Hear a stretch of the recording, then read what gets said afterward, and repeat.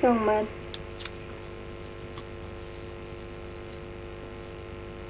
เอาละเจ้าท่านสมัครเตรียมมาอย่างพี่บอกกับเจ้าแล้วนะธรรมะเนี่ยธรรมศึกษาสันติถามว่าวิธีเอาชนะความโลภในใจคือข้อใดวิธีเอาชนะความโลภในใจคือข้อใดก็ให้ทาน ขอรักษาศีลคอเจริญภาวนางอเจริญเมตตาจะว่ายากกับไม่ยากนะเจ้าความโลภในใจเนาะจะแบ่งไปได้จะไหนเจ้าสวัสดีเจ้าเจ้าทุกคนตอบข้อกอไก่เจ้าการการเจ้าเอาชนะความโลภได้ดีเจ้ามาแล้วพี่พร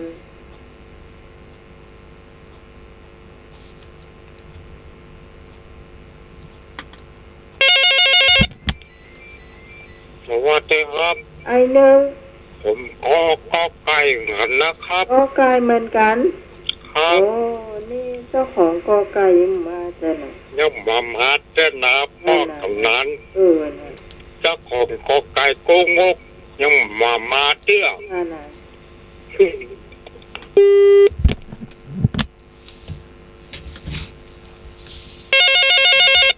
สายที่3เจ้าแม่วันนี้ได้ฮอตตุ๊กกับแล้วไปที่กรุงละเลยเจ้าโลกไก่เนอเจ้าเจ้า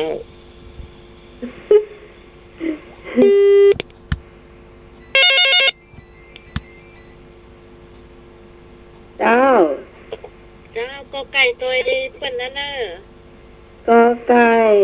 เจ้าเสียง3 ยอดเจ้าที่3เสียง3 ยอดเจ้า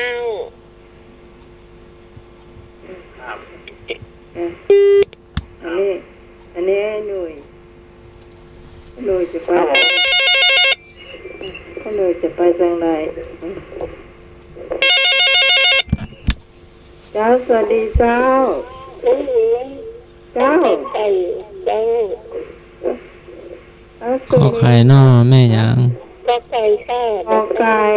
ก็ไก่ให้ทานแม่ยังสุรีเมสุรี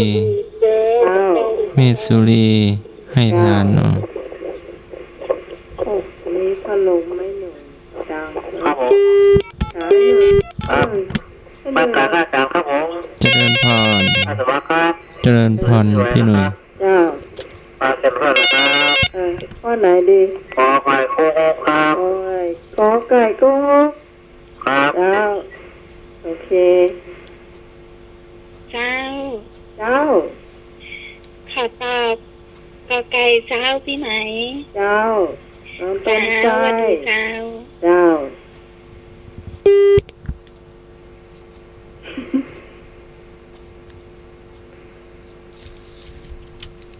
มาแถมได้เลยเนี่ยเจ้าคุณผู้ฟังท่านไหนจะตอบ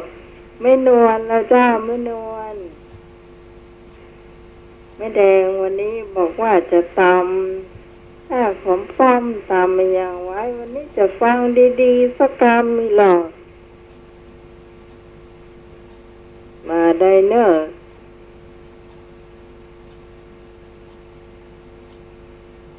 ตอบมาได้เจ้าเอกเหรอเอกพยาวแล้วเจ้า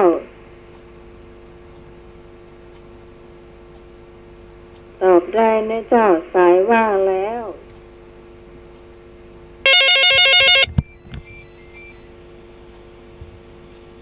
เจ้าสวัสดีครับเจ้าก็ไก่โกงกกันนะการให้ทานชนะกับความโลภเนาะเจ้าสวัสดีครับเจ้าเอกตอบไก่โกงกเหมือนกัน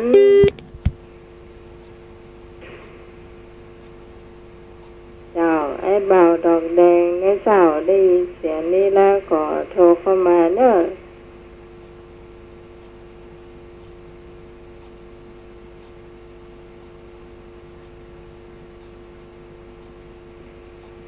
แม่เบอร์เขียวนะเจ้ารวมไปถึงพี่นกตัวนะเจ้าบ้านต้นดูบ่อสร้างตอนสำเร็จเหมือนกันเจ้าพี่นก เจริญพร เจ้า เจ้าน้องหมาย เจ้า สวัสดีเจ้าน้องหมาย เจ้า อาจารย์เจ้าน้องสมาร์ท เจริญพร ก็จะถ้าอาจารย์ไปนะเจ้า เจ้า ก็คืนมาได้โทรสักครั้งไหมลูกวัดมาโหพอดีเพิ่งมีงานศพนะเขาทุกเจ้าที่บ้านมา6 โมงมารับอะกระดุ้งตื่นมาได้ยินน้องหมายเขาออกไหวโทรหา รับไปเหี้ยกระดุ้งตื่นมาเพลงออกพอดี ได้ยินเพลงออกพอดีจบพอดีวันนี้มันมีคลื่นรบกวนดีล่ำเนาะ ฮะ วันนี้มันมีคลื่นรบกวนดีล่ำเนาะอีกวันเนาะ นี่นะนี่นะต้นไทรว่าก่อนเดี๋ยว น่าจะ คนต้องเชิญจ่ายพี่ตองจะมาโทรมานะตองมิ่ง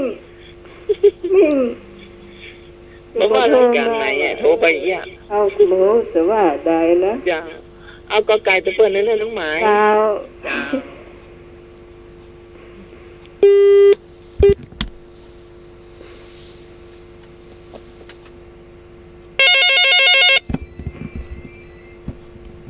เจ้าสวัสดีเจ้า จ้าดิจ้าน้องหมาย เจ้าไม่นอน จ้าไหว้จ่าท่านสมาใต้ศาลเป็นแม่จ้าที่แรกไม่นอนว่าจะเอารักษาศีลนี่นะได้ยินเปิ้นห้อยกันเป็นปุ๊กมันกับไปดีก็ไปปุ๊กกับเปิ้นอ่ะ จะเอาคนเดียวกับป้าต้าคนเดียวน้องหมาย เจ้า น้องหมายเอาข้ออย่างที่บ้านนอนไม่นอนเอาแต่น้องหมาย ฮะ น้องใหม่จะเอาข้ออย่างไม่นอนก็จะเอาแต่น้องใหม่ เอาหูตาลน่ะกะ อ๋อเจ้าอีกก็เอาแต่คนนั้นนะเจ้าน้อง เจ้า เจ้าวันที่เจ้า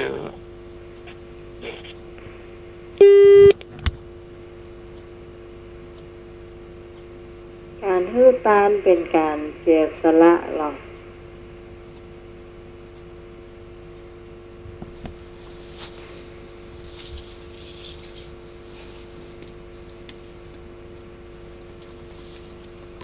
มีแถมก่อโอ้จะหลายสายนะเนี่ยจะหลายสายเนอะ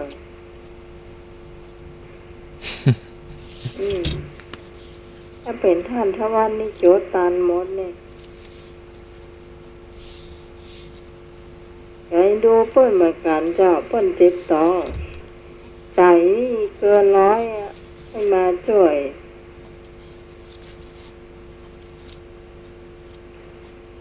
ก็บอกว่าถ้าไหวก็จะมาช่วยอยู่จะขอนอนก่อนนี่วะ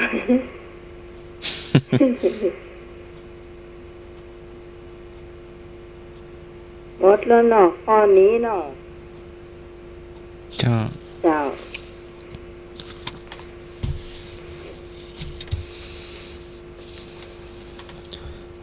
วิธีเอาชนะความโลภในใจคือข้อใด ข้อที่ถูกคือให้ทาน ก็ไก่ในเจ้าถูกหมดเลยเจ้า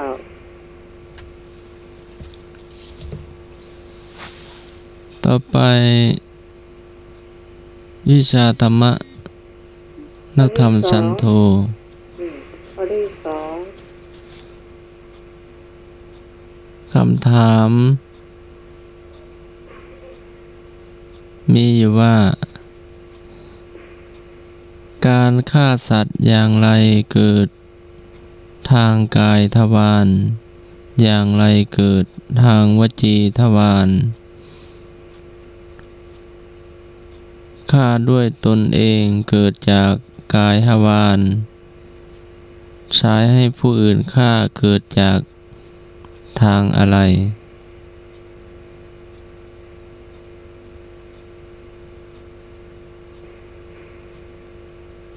ส่วนคำถาม การฆ่าสัตว์อย่างไรเกิดทางกายทวารอย่างไรเกิดทางวจีทวารแล้วตอบข้อที่1นะ แล้วข้อที่สองเนี่ยให้ตอบเอง ตอบข้อที่หนึ่งว่าฆ่าด้วยตนเองเกิดจากทางกายทวารคือร่างกายเนาะ อืม ไปตีไปต่อยไปใช้อาวุธเนี่ยแล้ว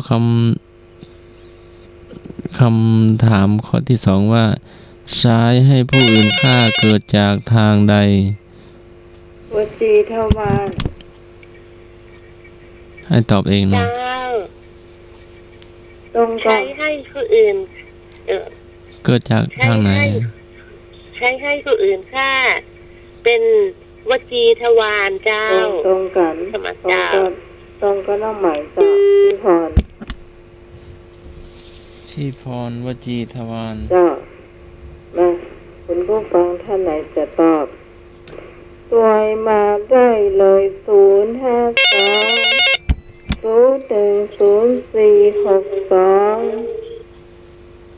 เจ้า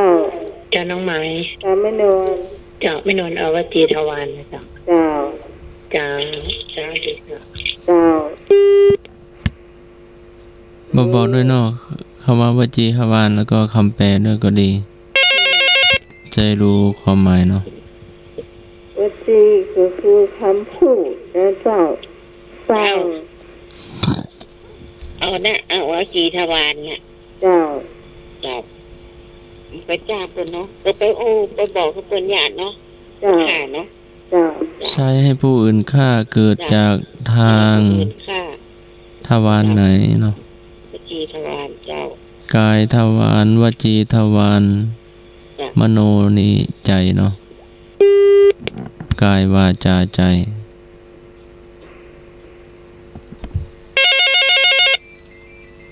ต่อไปเจ้า แล้วสวัสดีเจ้า เจ้า วจีนะจ้ะ วจีนั่นเนาะ เจ้า เจ้า แล้ววันนี้จะง่อมเนอะจะง่อมเนอะ เป็นอย่าง ดีเหรอ เจ้าเจ้า เดี๋ยวก่อนนี่อันแม่บุญศรีก็ใช่แม่สมศรีก็อีกกี่เจ้าสวัสดีเจ้า หนู เจ้า ก็ดูเอาวจีทวารนะคะ วจีทวาร เจ้า เจ้าตะกี้ที่ได้ยินเสียงตะกี้นั่นน่าจะเป็นแม่สมศรีลงวัดป่าหินนะเจ้า ตะกี้ไม่ยัง และตูนแม่สมศรีนี่ปาสุรีบ่อสร้างเดินมานะเจ้า สุรี เจ้าสวัสดีเจ้า ใช่ฮะฮุกที่ไหมวจีทวารเจ้าว จีทวารแปลได้ก่อน แปลได้ก่อ แปล ความหมาย ว่าคำพูดเจ้าจะดีก็อยู่ที่วจี อืม บดีก็อยู่ที่วจีเจ้า ไปสั่งให้เป็นค่าฝา เจ้าสวัสดีเจ้า เจ้า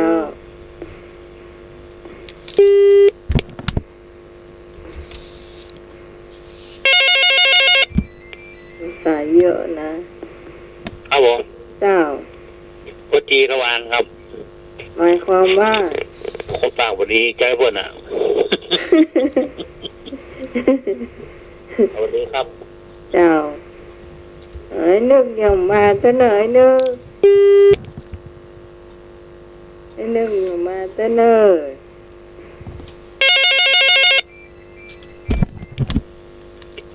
เจ้า เนาะ เจ้าเอก บัดปลูกตัวกันแน่ เจ้า ๆจะได้เอ็นดูแฟนพันธุ์แท้เนาะผมได้ฟังเนาะ ว่าโวยวายตั้งแต่วุ้นแล้วนะได้ยินเสียงโทรศัพท์นะ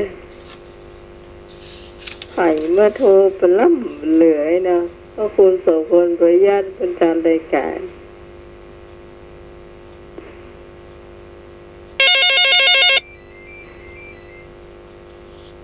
สวัสดีเจ้า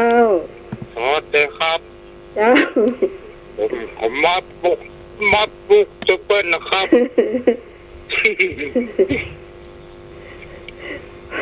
วันนี้ไอ้นึกเก่าเนอะ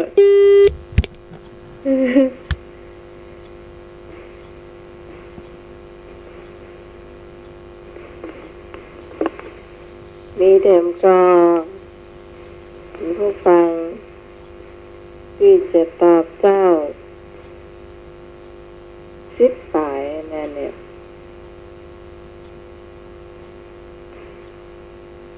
ท่านสมัครเขียนหนังสือจ้า เจ้าจดไว้อยู่ อืม มี วัดจีทวารมีพี่พร มีแม่นวลแม่บุญแม่พี่สุรีน้องต้นฝ้ายอ้ายหนุ่ยอ้ายเอกอ้ายนึกเจ้า1 2 3 4 5 6 7 8 แม่สมศรีเหรอ แม่สมศรีด้วยกะ แม่สมศรีลุ่มวัดสาเหตุนุ อ๋อเป็น9ท่านเนาะ ลืมเพิ่นได้อย่างใด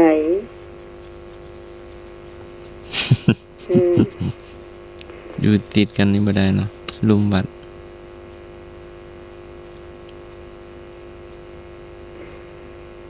พี่ตองโทรมาได้เนอะวันนี้พี่ตองมาต้องอารมณ์เสีย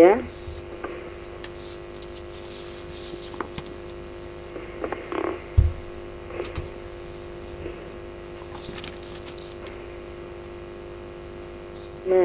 เฉลยบ้า เจ้า การฆ่าสัตว์อย่างไรเกิดทางกายทวารอย่างไรเกิดทางวจีทวารตอบข้อ 1 ว่าฆ่าด้วยตนเองเกิดทางกายทวารคำตอบข้อที่ 2 ใช้ให้ผู้อื่นฆ่าเกิดจากวจีทวารคือคำพูด ไปสั่งเพิ่นฆ่าไปใช้เพิ่นฆ่าที่ถูกต้องก็คือวจีทวารเนาะ เจ้า ถูกต้องหมดนะเจ้าทุกคนเลยข้อต่อไปเจ้า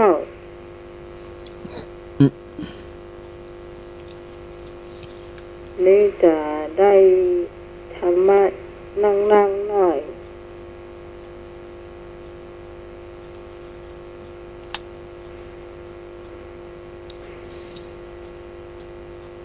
ถามว่าเป็นวินัยเนาะเบญจศีลเบญจธรรมถามว่าตั้งใจจะพูดอย่างหนึ่งแต่ปากไพร่ไปพูดเสียอีกอย่างหนึ่งเส้นนี้เรียกว่าอะไร ตั้งใจจะพูดอย่างหนึ่งแต่ปากไพร่ไปพูดเสียอีกอย่างหนึ่งเช่นนี้เรียกว่าอะไรกโวหาร ขอนิยายคอสำคัญผิดงอพัง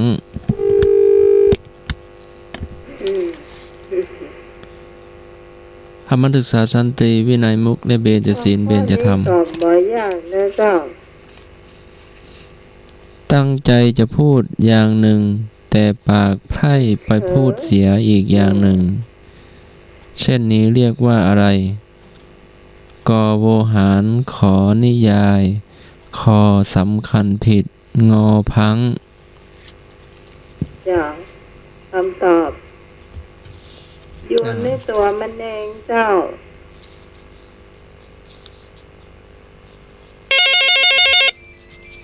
ไปที่1 เจ้า เจ้าน้องไหม แม่นวล ไม่นวลเดานะเจ้า มันต้องเดา ไม่นวลนี่อย่างบอกให้มั่นใจ2 ข้อไม่นวลเอางองูนะเจ้า เอางูพังพังแปลว่าอย่างแม่ มันเห่อไปอีมันก็หา มันคือ เจ้า เจ้า ตั้งใจจะพูดอย่างหนึ่งแต่ปากไพ ไพร่ไปพูดอีกเสียอีกอ แม่ ย่างห น นึ่ง วลไปหอมไม่แดงมาเลย ปากไพร่มันเป็นยังไงแม่ ฮะ ปากไพร่ไปพูดเสียอีกอย่างหนึ่งว่ะ ก็น่ะใจเขาขึ้นว่าจะโอ้อันนั้นเนี่ย แล้วมันเผลอไปโอ้แหมอย่างหนึ่งเนี่ย มันพังไปแล้วก็ขึ้นจะได้อีมันก็จับ อืม พังเผลอไปอ่ะ มัน ก็มาอ่านก็เอาคอควายเลย โอ้ใช่ เจ้า เอาข้อเดียวพอแล้ว ข้อเดียวพอ อืมข้อเดียวพอแล้ว เจ้า เจ้า เจ้าสวัสดีเจ้า เจ้า เขางงๆเหมือนเดิมเนาะ เจ้าเอางูเหมือนเดิม ถ้าบัถูกก็เอาคอควายนะเจ้าสวัสดีเจ้า อันนี้พี่แม่ยัง แม่นวลโอ้ธโมสังโฆหิเตอนวลเปิ้นนั้นฟังรายการมา4-5 ปีจำเสียงไม่ได้ว่าเจ้า ข้อที่หอนตอบข้ององูเจ้าคือกลางใจเจ้า เจ้า ตั้งใจจะพูดอย่างหนึ่ง แต่กลับ ใจเขาจะพูดอย่างหนึ่งใจเขาคิดกลับไปพูดอีกอย่างหนึ่งเจ้า คือฟังเจ้า เจ้า พังกับใจลอยอันเดียวกันก่อน ไม่เกี่ยว ตะกี้เป็นพี่สาวพรหรือว่าเป็น พี่พรป่าเศร้า พี่เจ้า เจ้าสวัสดีเจ้า เอ๊ะ เจ้า เจ้า เป็นแห่งหนึ่ง เอางู เจ้าปากมือกว่าใจ อันนี้ ไปหน่อยนะ แม่สมศรี ใจทันไปหน่อย แม่สมศรีฝ่ายหินเนาะ อืมตัวแทนวัดสายหิน นี่ตะลีนะ ฮะ ตะลีนะเจ้า นะเจอ อาลี เสียงคล้ายกันเลย เป็นได้กันจ้า เจ้าตะกี้มาตัวกัน อันนี้มาก่อน มาแม่สมศรีมาเนอะจะได้ฟังว่าเสียงคล้ายก่อน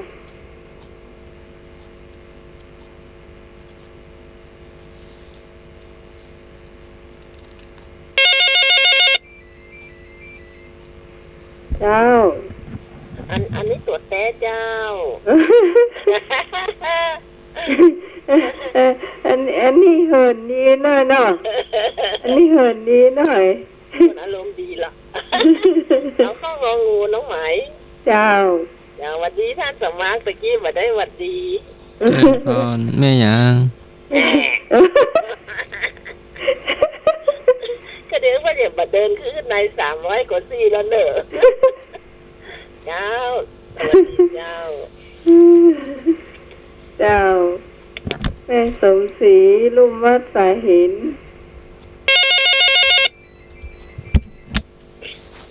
อ้าว เจ้าน้องหมาย เจ้า ก็เอางองูตัวเปิ้ลเนอะ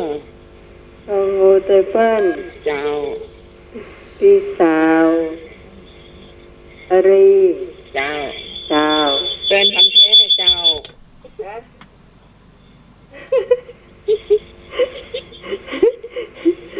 เรียนดูนั่นเก่าแต่ น้องต้นฝ้ายมาเนอะต้นฝ้ายมาเลย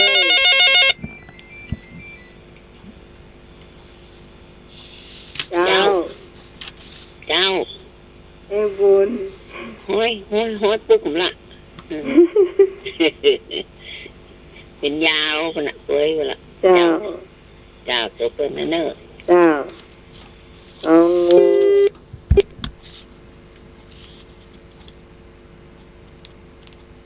ใส่ว่างแล้วเจ้า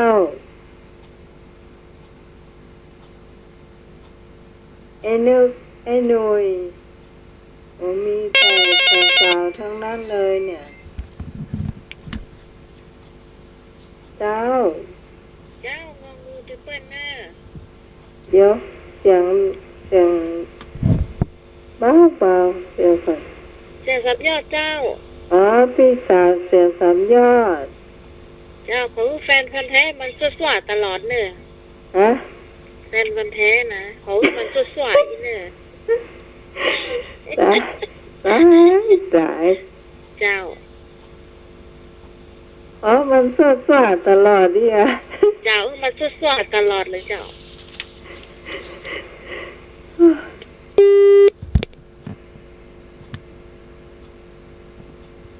น้อง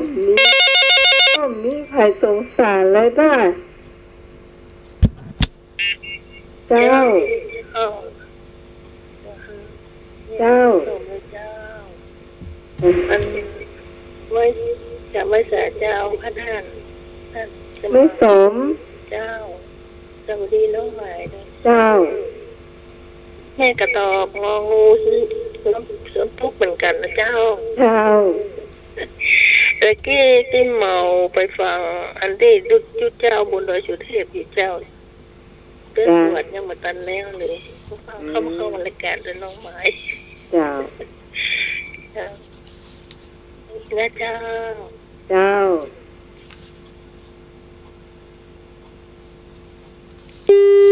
มีแถมกอน้องต้นฝ้ายไอ้นึกไอ้หนุยมาเลยสายว่างแล้วเจ้า ครับผม เจ้า ครับจบแล้วนะครับผม เจ้าเปิ้ล ครับ น้องงู ครับผม เจ้า มาพวกเราเพื่อนแล้วครับ เจ้า ครับดีครับ เจ้า ไอ้หนุยไอ้เอกเนาะเจ้า ไอ้บ่าวดอกแดงเนาะเจ้า ไอ้เบิร์ดโทรชัยแม่ออนไอ้เสียงนี้แล้วโทรมาเนอะ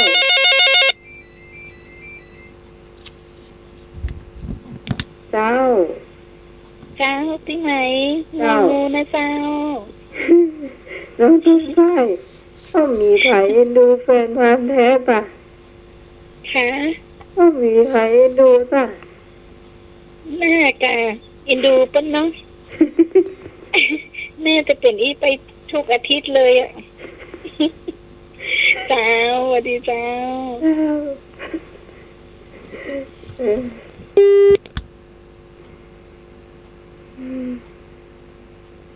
พี่สาวอะไรอยู่อ่ะอ๋อมันเจออ๋อพี่สาวเสียงร้องยอดเดี๋ยวโทรตัวหาพี่ตองสักคำอ่ะพี่ตองไปอยู่ตรงใดล่ะ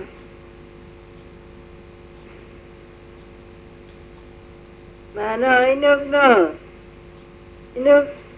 มาเลย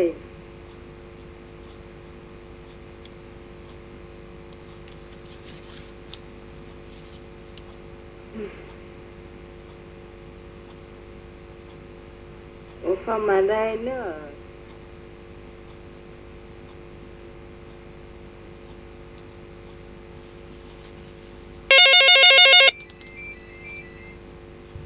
เก่งครับ เจ้า ผมกดบัตรตานเปิ้ลครับ โอ้บัตตัน ครับผมว่าจะปลูกจะเปิ้ลบอลนะครับ ว่ามัดปลูกนะครับ เจ้า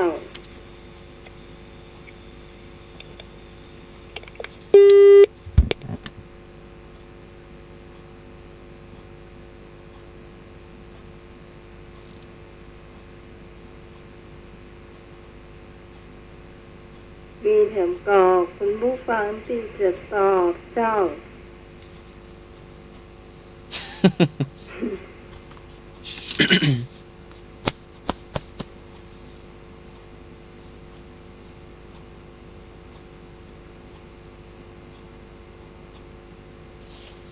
อ้าวได้เวลาแล้วเนาะ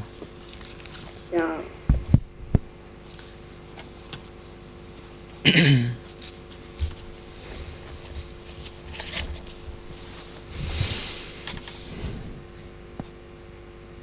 ตั้งใจพูดอย่างหนึ่งแต่ปากไพร่ไปพูดเสียอีกอย่างหนึ่งเช่นนี้เรียกว่าพลั้งข้ององู งองูถูกต้องนะเจ้า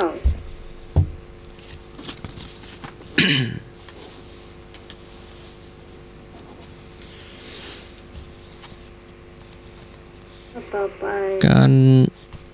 วิชาศาสนพิธี การทำวัดหมายถึงการทำกิจวัตรของพระภิกษุสามเณรและอุบาสกอุบาสิกา เป็นการทำกิจหน้าที่ประจำวันเป็นวัด เรียกสั้นๆว่าทำวัด ถามว่าคำว่าการทำวัดตัวไหนถูกใช้คำไหนกอไก่วอแหวนมหากาศดอเด็กขอไข่วอแหวนไม้หันอากาศต่อเต่ารอเรือ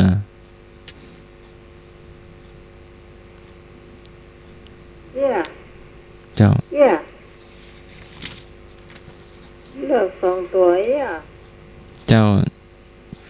ใช้คำว่าวอแหวนมหาอากาศดอเด็กหรือว่าใช้คำว่าวอแหวนมหาอากาศต่อเต่ารอเรือ วาง ที่ ก็ไปอ่านวัดถามวัดต่าง เจ้าพี่พรตอบ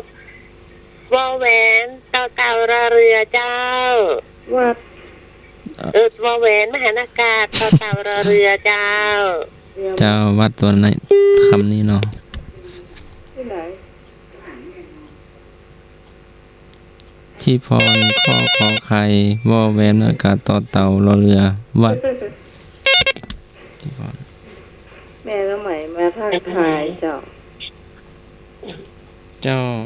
ไม่รู้นะขอใครมันนะเจ้า เจ้า เจ้า เจ้าดีเจ้า เจ้า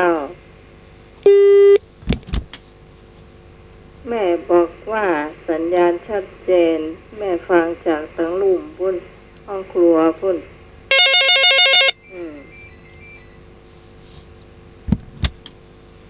เจ้าสวัสดีเจ้า เจ้าไม่ตีก็เอาข้อขอใครเนอะ เจ้าเจ้า อันนี้อารมณ์ดี นี่สมศรีไฟหินเนาะ เจ้าบาลีไว้ยามบาลีบาสุรีบอสร้าง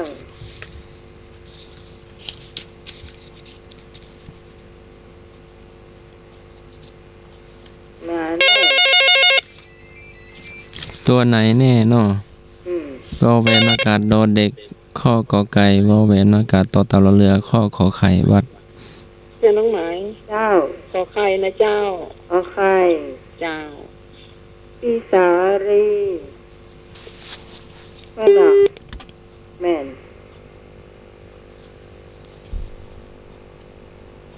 อันนี้พี่สาวต้นเปาสังกำแพงนะเจ้า เจ้า ซื้อหรือ เจ้า ก็เลี้ยวขอไข่เจ้า ขอไข่เหมือนกัน เจ้า เจ้า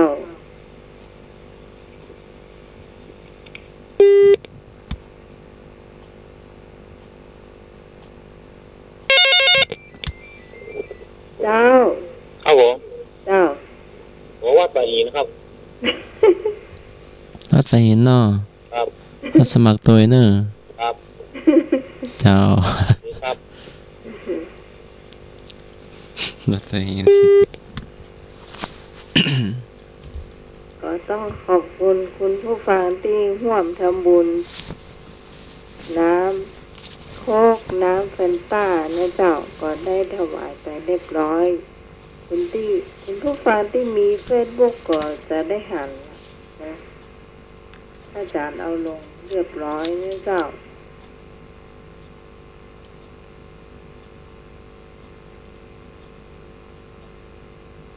มีแถมกองคุณผู้ฟังที่จะตอบข้อนี้เจ้าไอ้เนื่อมตาลเปิด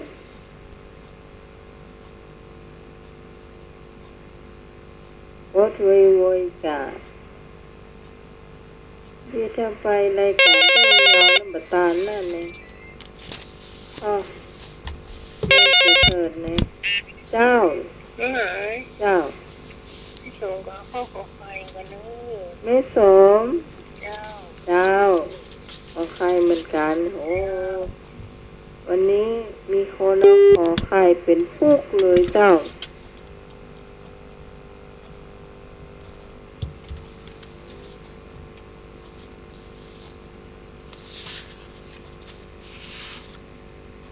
คุณผู้ฟังที่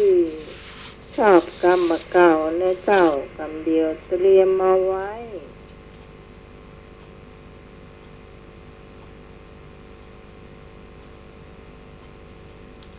เจ้ามีแถมกอ หมดหรือยัง มีอยู่ โอ้ เจ้า มีแฮม สวัสดีครับ เจ้าไอ้ลูก ขอไข่ก็ดีเหมือนกันครับ จ้า ก็ใกล้ เพ แล้ว ราะว่าเอาไว้ทอด ผมก็ขอไข่เหมือนกันนะครับ ไว้ทอดเนาะ เอาไว้ทอด เจ้า ตัวเบิ้ลนะครับ ลูกลามแตกไว้ทอดเนาะ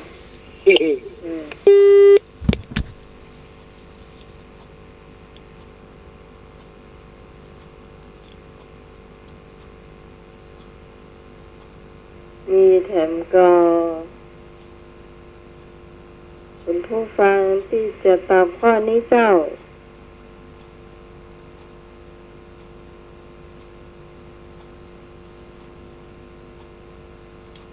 ช่วงที่ให้ความรู้กับคุณผู้ฟังเนาะรายการธรรมะไขเครียดเจ้าชั่วโมงแรกถ้าบ่มีจะได้เฉลยเนี่ยเจ้า การทำวัดหมายถึงการทำกิจวัตรของพระภิกษุสามเณรและอุบาสกอุบาสิกาเป็นการทำกิจที่ต้องทำประจำเป็นวัดเรียกสั้นๆว่าทำวัดบริเวณประกาศต่อเต่ารอเรือถ้าวัดนี้เป็นชื่อวัดเนาะวัดฝ่ายหินวัด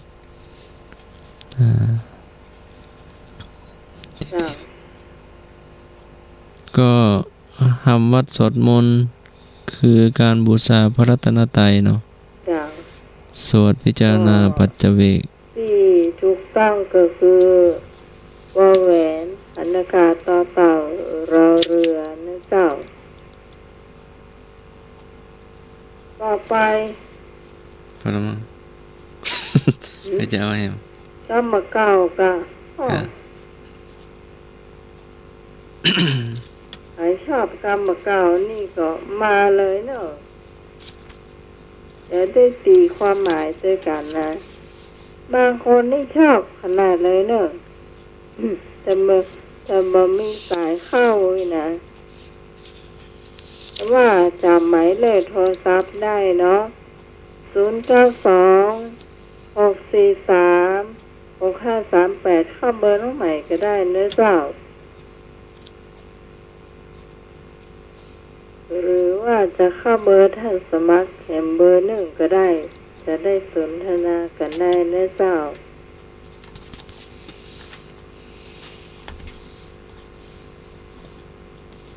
กรรมเก่ากรรมนี้เจ้าคุณผู้ฟังช่วยกันแปลปูลายูฮูตื้นเจ้ามีความหมายว่าจะได้คุณผู้ฟังท่านไหนเข้าใจลองตีความหมายมาแล้วเจ้าคำว่าปูหลายอยู่โหตื้นปูตาลาย ปูหลายอยู่โหตื้นหมายความว่าอย่างใดอันนี้กำเมืองนะกำมาเก่าตัวปูลายอยู่หูตื้นเจ้าคุณผู้ฟังท่านไหนอยากมาตีความหมายคำนี้ช่วยกันนะเจ้าได้เลย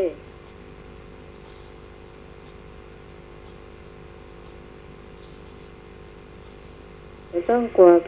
พิษนะเจ้าว่าเป็นอย่างเนอะ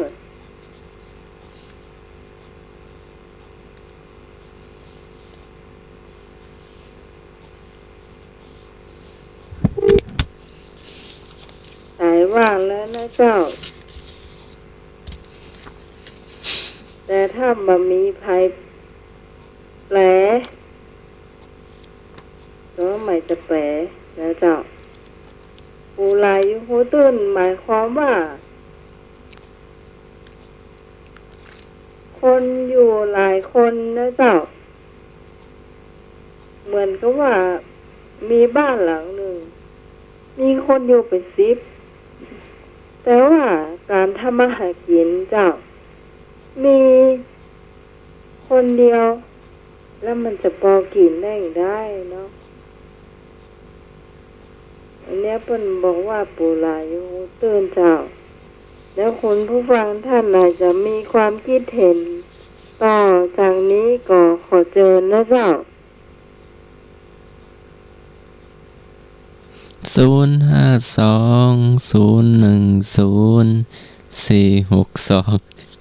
ตะกี้ค่อยปลุกกันมาเนาะฮะนี่ก่อนหน้าเนี่ยตอนถามมามา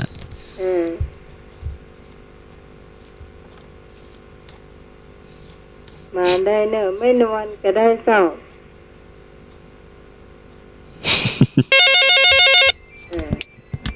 คิดด้วยกันมา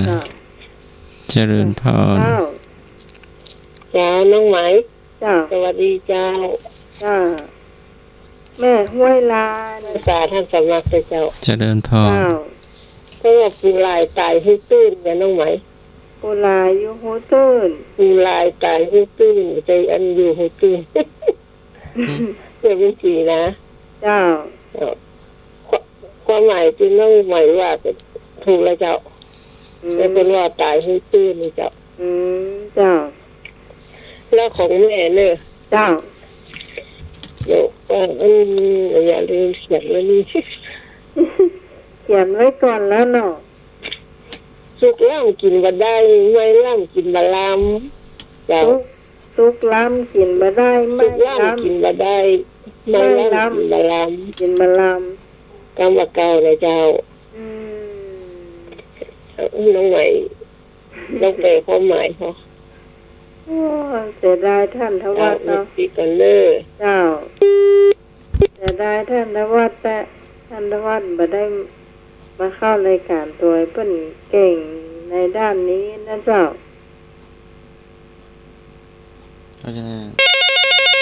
ช่วยกันเนอะ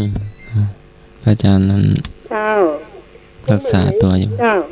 ก็ดีอยากรู้ความหมายว่าตื้นลึกหนาบางเนี่ยมันเป็นหมายความว่าอะไรต้องถามผู้รู้ดูกำเดียวกันนะเจ้าเจ้า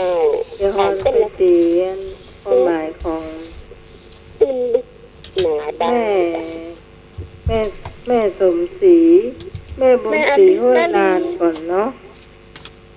เจ้าก็ดีนะจ้าไป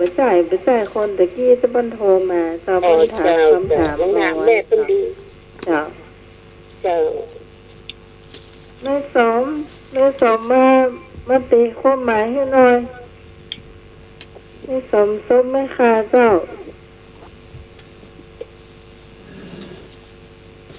ลูกล้ำกินบะลำไม่ล้ำกินบะได้มาตีความหมายให้ซ้ำเจ้าถ้าจะเป็นผลไม้นี่ก็มันก็ต้องมาได้อยู่เนาะลูกล้ำกินบะลำมันก็ยกตัวอย่างเย็นอย่างบะม่วงเนาะลูกล้ำมันก็เป็นแจ้แม่ไปแย่เนาะเรื่องบะขันละเอาก็หมอกเอามาให้ประเดียมมากินกับข้าวได้อยู่เนาะแล้วอย่างก๋วยเตี๋ยวนะเจ้าถ้ามันสุกล้ำมือตกลงมาเนี่ยเนาะไม่ล้ำกินมาได้อันนี้ถ้าจะเปลี่ยนไปนี่ก็น่าจะเป็นข้าวหลามนี่เนาะเผาจนไหม้เนาะกินไม่ได้ละเนาะแต่ตั้งแม่บุญศรีเวลาเนี่ยเปิ้นความหมายเปิ้นลึกซึ้งเนอะ มันอาจจะประสาทแบบนี้ก็ได้นะเจ้าจะได้แม่บุญศรีก็มาตีความหมายให้กรรม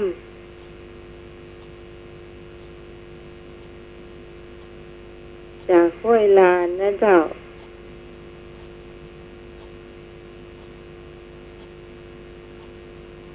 ก็กรรมมาเก่านี่ก็คนฟังก็นักเหมือนกันเนาะ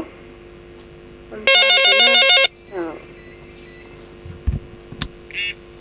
เจ้าแม่ตีความหมายให้เลย แม่สม ว่าอะไรก็ ทุกล้ำกินมาลามไม่ล้ำกินมาได้ อันยังว่าอันที่เป็นความหมายก็ว่าทุกล้ำกินมาได้ก็มันอย่าได้ร้านที่เอามันทุกล้ำกินมาได้ก็คือมันจะเน่าอ่ะเจ้ามันจะเน่าไปไม่ล้ำก็กินบัลลามันไม่กินบัลลามาเจ้ามันกินมาได้เจ้าเนาะแล้วเผาข้าวหลามมันไม่ได้กินเลยค่ะเนาะทุกบอกว่าแหนบุญเจ้าแม่เวลานี่เพิ่นลึกซึ้งเจ้า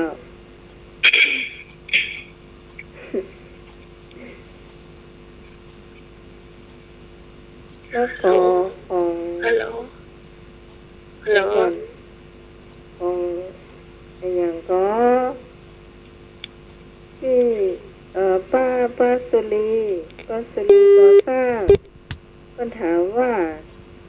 ต้นลูกหนาบาเจ้าสวัสดีเจ้า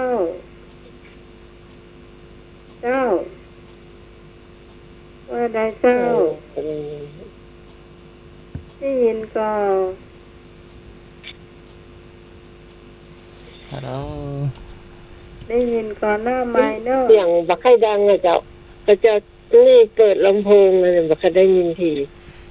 มันจะเป็นสารถูกแล้วเจ้าไม่สมมันที่เป็นตีความหมายเจ้าแล้วก็เปรียบเหมือนกับคนเฮาเหมือนกันเจ้าเนี่ยอย่างเกินไปก็บักไข่ดีอะเจ้าลูกล่ำกินบันได้ไม่ล่ำกินบันลามมาเจ้าแล้วรักของข้อเลยนะเจ้าแม่น้ำได้หนตางผีสางได้กำปากเจ้าแม่น้ำวันนี้ก็ขอจุติที่ความหมายคือเลยนะเจ้าแม่น้ำได้หนตางผีสางได้กำปากเจ้าแล้วแม่น้ำได้หนตางผีสางได้กำปากหลายหน่วยไม่ช่วยกันแล้ว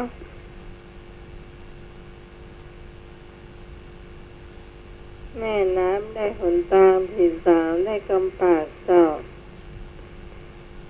ขอคำมาได้เลยเจ้า0520100462เจ้า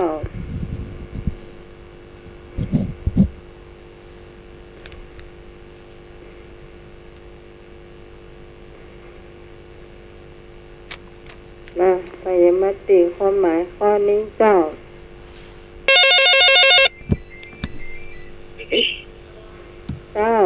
อุ้ยน้องไม้เจ้าแม่มันว่าใดก็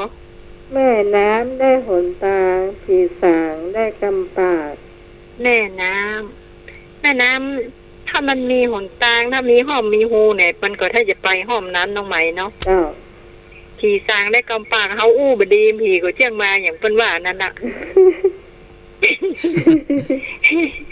อู้เรื่องผีก็ผีแม่อ่ะถูกบ่ถูกเนอะน้องไหมเนอะเจ้าทำกรรมเจ้าแม่แดง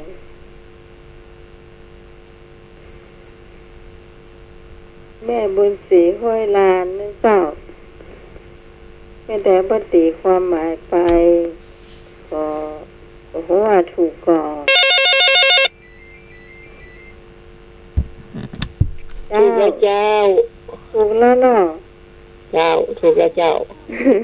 ทุกคนอื่นถามของนอกของแม่ถามเป็นเรื่องคนอื่นถามก่อนเจ้าแต่เอื้อนนะเจ้า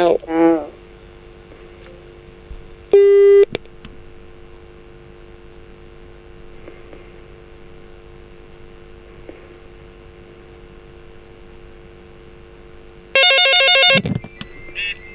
แถมหนึ่งท่านเจ้า เจ้า เจ้าน้องหมายนี่ค่ะ เจ้าก ำหูท่วมหัวตัวบลอดตอนเช้าก็แม่ ความรู้ท่วมตัว เอาตัว เอาตัวบลอด ตัวบลอด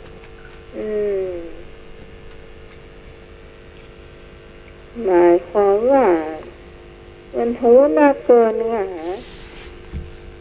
หูหนักเราก็ทำไม่ได้ ได้ก็อู้ไม่ได้ทำไม่ได้ไม่ยามประทำความหูท่วมตัว ความหูท่วมหัวเอาตัวบลอดถ้าน้ำใหม่ตีความหมายในเจ้าอาจจะบอกค่อยถูกเนาะ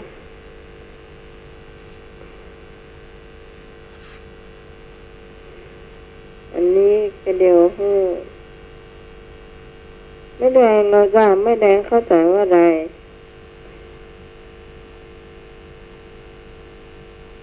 ความหูท่วมหัวเอาตัวบลอดผมมาได้เนอะท่านสมัครเพิ่มเบอร์ว่ะเจ้า น้องหมาย เจ้า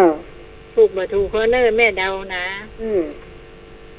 อันอย่างก็ความหู ท่วมหัว ตัวบลอด ตัวบลอด เขาถ้าจะอย่างเขาเฮียนมากูสิ่งกูอย่างน้องหมายเนาะถึงที่แต่มาเนี่ยอย่างมันได้ซะอย่างช่วยตัวเก่าอย่างมันได้ เจ้า เฮียนมากูอย่างแล้วอ่ะ คือมันเห็นอย่างเหมือนน้องว่านะมันลวกล่ำไปอ่ะ เจ้า ไม่เห็นเกินอ่ะ เฮียนมากูอย่างเนาะ เจ้าเห็น ถึงที่ เกิน แต่มา ล่ำไป เอาตัวกับบลอดกันอย่างก็มันก็เป็ดอย่างเป็นบ้านน้องไหมดินก็ได้เนี่ยใหญ่ก็ได้หมดเนี่ยเอาไปเอามาไปไหนไปได้สักอย่างดินก็ไปได้อย่างก็ไปได้อ่ะเจ้าน้องไหมถูกบ่ถูกหมดเนอะ เจ้า เจ้า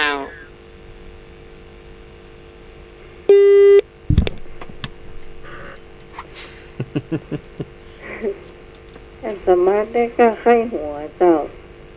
เป็นผู้ฟัง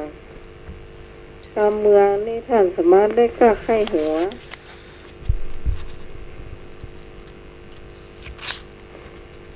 บอดี้ บอดี้เอาคามาสวกเคียวบอดี้เอาเงี้ยวเป็นสหายบอดี้เอาคามาสวกเคียวบอดี้เอาเงี้ยว เงี้ยว งออีวองิวงิวเป็นสหายท่านห้ามไม่ให้เอาต้นยาคามาจิ้มฟันไม่ให้คบคนเป็นมิตรสหาย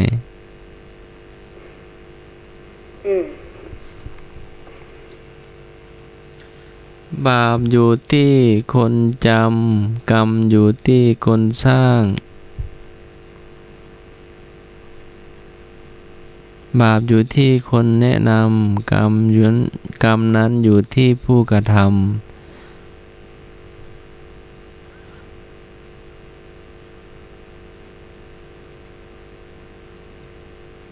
ค่ะตำแฝง บ่มีเงินหมื่นจะไปลื่นตุเจ้าบ่มีไก่เต็มเล้าจะไปลื่นเจ้าลื่นนายไม่มีเงินเป็นหมื่นเป็นแสนอย่าได้เข้าไปคุกคีเพราะการที่เข้าไปคุกคี เสี่ยง เสียง เนาะ ได้บุญอยู่นะ กรรมการไม่บุญหนูมีการไหนหายเซ็กให้หนูจะหายเซ็ก ลมพี่กามาเนาะทักทายท่านผู้ฟัง สวัสดีท่านผู้ฟังทุกท่านวันนี้มาพบกันอีกครั้งกับธรรมะคลายเครียดเมื่อกี้ส่งหลวงพี่สมัครมาก่อนหลวงพี่ไปส่งน้ำมาวันนี้ไปทัวร์วัดไหนมา โอ้ไปหลายวัดเลยครับ ตั้งแต่วัด ไปมา9 วัดทำบุญมา9 วัด วัดไหนครับ วัดไฟหินวัดที่1ทำบุญตอนเช้าทำวัดที่2ก็ไปวัดพระธาตุดอยคำไปถวายดอกมะลิ 9,999 พวงแล้วก็ไปที่ลำปางวัดพระธาตุลำปางวัดมหาวัน เสียงเบา ไปวัดมหาวันที่ลำปาง พญานาค ไป บนดอย โอ้เยอะมากเลยครับก็เอาบุญมาฝากทุกคนด้วย วัดพระธาตุดอยคำวัดดอยโพธิญาณวัดลำปางหลวง วัดปงไต่อะ วัดจามเทวี วัดมหาวัน วัดปงสนุก ปงสนุก ปงสนุกเหนือปงสนุกใต้ก็วัดพระธาตุดอยพระยาน ตาทาริบุญชัย หาริบุญชัย เจริญพร เจริญพร เจ้า เจ้า ตกทุกข์มาทุกข์โมโหนะเจ้า ไม่สมว่าใด อันบดีคูบทุกเจ้าอีกาว่าได้ก็เจ้า ที่ว่าใดก็ อาสมากะ ที่ว่าดิเดียว ไม่ บ่มี รู้จัก เงินไม่ได้เข้าไปหา เออ อาหารพระเจ้า เออ ว่าใดก็ที่ บ่มีเงินหมื่นจะไปเลื่อนตู้เจ้าบ่มีไก่เต็มเล้าจะไปเลื่อนเจ้าเลื่อนนาย ความหมายแม่คิดไปอีถูกถูกเนาะจุแม่พระอาจารย์เทนเช้าครบทุกเจ้านี่ก็คือเป็นกันเรียกมันก็จวนไปทำบุญนั่นไปจวนไปทำบุญนี่ไงแกความหมายแม่หนูแม่หนูเนยเจ้าที่กายมาเต็มเล้ากับบดีครบเจ้านายก็กันเรียกกับเจ้านายมาบ้านเฮาอย่าเอาก็ได้ค่าไก่แข่งหรือกันกินเนี่ยมาเนี่ยเด็กไก่หมดแล้วคนนั้นกับแม่คนนี้กับแม่เฮ้ไก่ก็จะหมดแล้วเนี่ยแม่แม่หัวนะเจ้า ทาน นี่นะเจ้า เจ้า ไม่สมศพไหมคะ แม่โสมเนาะ อันนี้ก็ถ้าจะแม่นอยู่บ่มีเงินหมื่นบ่ดีเลื่อนพระเจ้านี่นะอันนี้น่าจะ ต้องใจคอหนักแน่นเนาะ เพราะว่าอย่างก็เดียวก็ซองเดียวก็ซองเดียวก็ซอง บางคนกลัวมันต้องกลัวเนาะสาธุก็ได้เนาะ เจ้า แต่นักจะน้อยก็บ่ได้ว่ากันเนาะ แต่ถ้าเฮา สาธุก็ได้ บ่มีสตางค์นักเนี่ยเฮาก็บ่ควรจะเกินตัว มันจะลำบากตัวเก่า แล้วน้องใหม่หอมข้อเลยเจ้า เจ้า พี่หันคนไข้ไม่หันตีเจ็บเจ้า ไอ้หยังก็ ถ้าใครนี่มาได้ ไอ้หยังก็แม่ว่า ตีความหมายมาเลยเจ้า แม่ว่ากรรมแล้ว พี่หันคนไข้ไม่หันตีเจ็บ ที่หันคนไข้อันของการ ได้ชัดเหรอ เป็น ฟัง ว่า ชัดเหรอผีหันคนไข้เจ็บไป7 วัน แม่ฟังวางเนาะแต่ฟังจับใจได้ความได้ประมาณน่ะ ที่หันคนไข้งานที่ เป็นไข้ได้ สอง 7 วันเนี่ย ได้อะ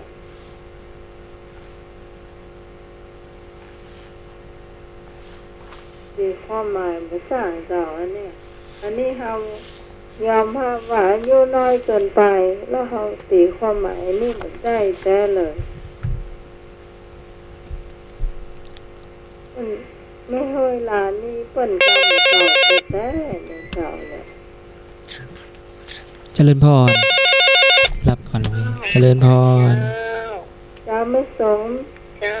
พี่หันคนไข้กับเจ้า เจ้า พี่หันคนไข้กับว่าพี่ซ้ำดำล้อเอกกับเจ้าแค่มันหันคนไข้เนี่ยมันก็ไข้กินเอกกับเจ้า โอ้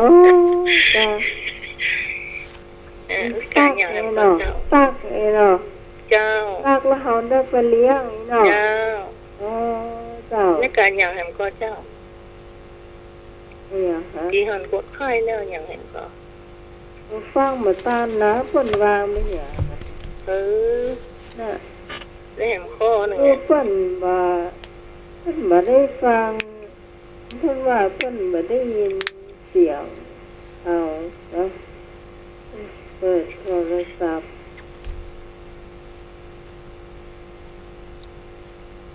ไม่สมถามพ่อจะได้เจ้าว่าไปละ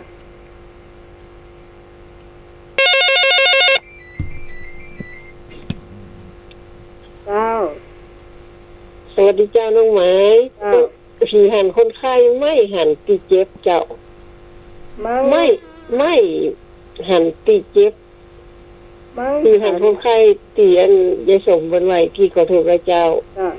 แล้วไม่หันตีเจ็บเจ้า ไม่หันที่เจ็บ เจ้า นี่ความหมายว่าอะไรแม่ไม่หันที่เจ็บ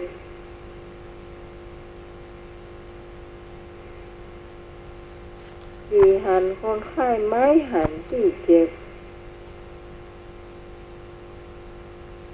เป็นผู้ฟังท่านไหนตีความหมายได้นี่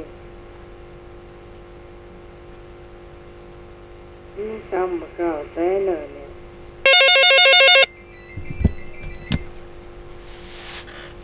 เจ้า เหรอเหรอครับ เจ้าว่าใด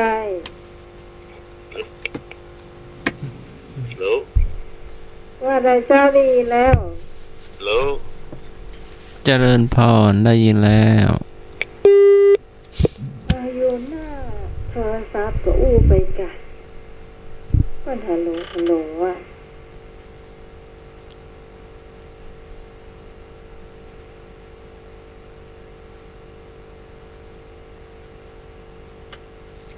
อ้าวโทรมาใหม่เนอะ เหรอ เจริญพร เจริญพรได้ยินชัดเจน ได้ยินนะครับ ได้ยินชัดเจน ครับผมนี่เคยมาแอบครับเหรอ เจริญพร เขาถาม ได้ ว่า มาแอบใช่ครับ กำมาเก่า การ เจ้า ช่วงกรรมเก่า อ๋อก็มาเก่าเนาะนึกว่าตายมาแอบ อันนี้ไอเอกหรือว่าไอหยั ปั ง ญหากำเดียวมีชั่วโมงสุดท้ายเจ้า ว่าถึงเขาไม่เนาะ โยมวัดวังสิงค ชั่วโมงสุดท้ายจะเป็นใต้ปัญหาก็อัน คิดสักกี่โมงครับเนี่ย ถึงเที่ยงคืนเจ้า โอ้เด็กขนาดเลยนะอันนี้เป็นก้าวมาเก่าเนาะ เจ้า ขอโทษนะครับ วางสิ่งค ำ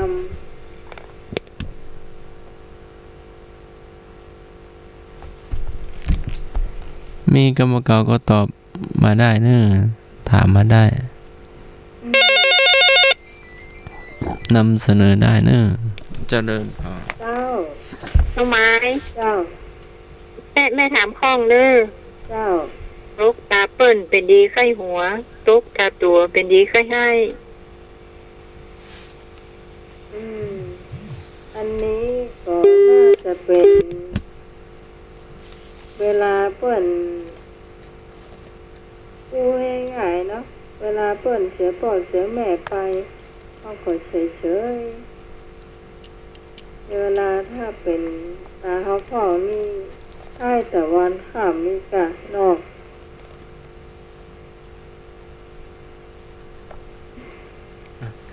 ถ้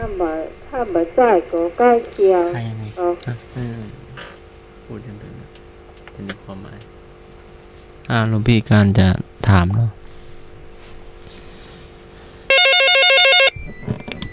เจริญพร เจ้าน้องไม้ เจ้า เปิ้นถ้ามันยังผิดพลาดไป เป็นยังเป็นคอเปิ้นเหมือนตัวตลกกันเนาะ อืม ที่ตัวผิดพลาดอย่างขึ้นมาให้อย่างเดียว ที่ตกกับเปิ้ลนี่แค่หัวเสร็จเปิ้ล อืม เจ้าน้องไม้ เจ้า คนอื่นถามบ้างเนอ เจ้า วันนี้เกียมไม้มาแล้ว โลนึง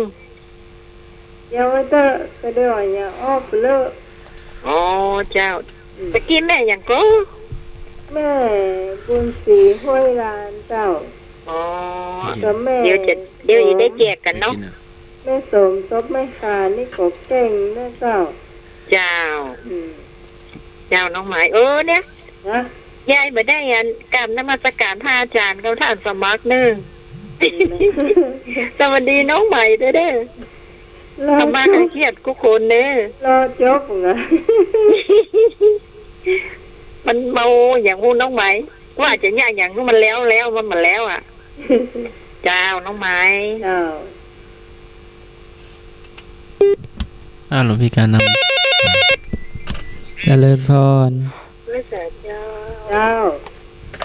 ไม่จะไม่เอาต่อทายหนึ่งคอเนอ เจ้า ำ ตีแม่บ่พอแน่เจ้าตีลูกตีเต้าบ่พอแน่พ่อแน่แม่เนี่ย ดี เจ้า มาพอหน้าเจ้า ตีแม่บ่พอแน่เจ้าตีลูกตีเต้าบ่พอแน่พ่อแน่แม่ ดูขึ้น เอ มันเล อย ดีมาพอหน้าเจ้าหมายความว่าถ้ามาคนอื่นมาบ้านเฮาเราก็จะขว้างมันเนี่ยเนาะขว้างมันเอาไม้ตีมัน เจ้ามันเพิ่นก็หายไปเพิ่นอาจจะบ่พอใจก็ได้เนาะตีลูกตีเต้าเอาขอหน้าปลอมหน้าแม่เองคำนี้หมายความว่าใด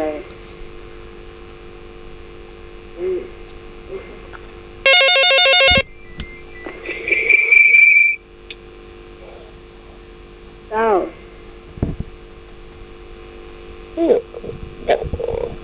เจ้าอะไรเจ้า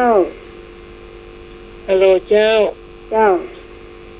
น้ำเสียงนี่มาใครดังขนาดไม่เปิดลำโพงอะไรนั่นเนี่ยมันอาจจะ ตีมาบ่พ่อนะเจ้า ก็หมายความว่าจะนะอย่างอย่างออกไปบ่พ่อนะบ่พ่อว่ามีเพื่อนมีฝูงมีลูกมีเต้ามีลูกมีหลานอย่างกันนั่งอยู่กับนั่นกอยแล้วก็เจ้าตีมาบ่พ่อนะเจ้าเล่าอย่างอย่าเล่าเรื่องอะไรของเปิ้ลบ่พ่อใต้พ่อเหนื่อยให้ก่อน เจ้าตีลูกตีเต้าบอกพอหน้าพ่อแม่เจ้า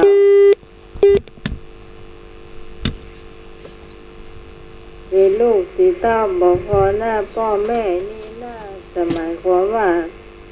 ตีลูกตีเต้าไปแล้วก่อนพ่อแม่จะพอใจหรือเปล่าคิดหรือว่าถูกเขาตีไว้ก่อนเนี่ยนะตีละอ่อนก็จะผิดบ่ผิดก็ได้ หลวงพี่การจะนำเสนอเนาะ เงินอยู่ในน้ำคำอยู่ในดิน แปลว่า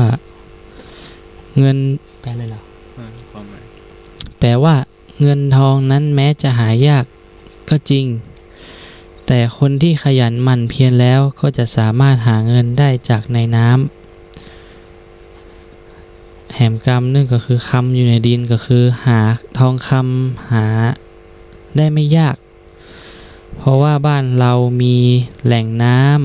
ำมีที่ดินก็มีน้ำก็เลี้ยงป่าเหียมีที่ดินก็ปลูกข้าวปลูกไม้เหียมีความขยันเอาไว้รู้จักปลูกพืชเลี้ยงสัตว์ก็จะเป็นหนทางนำมาซึ่งความร่ำรวยได้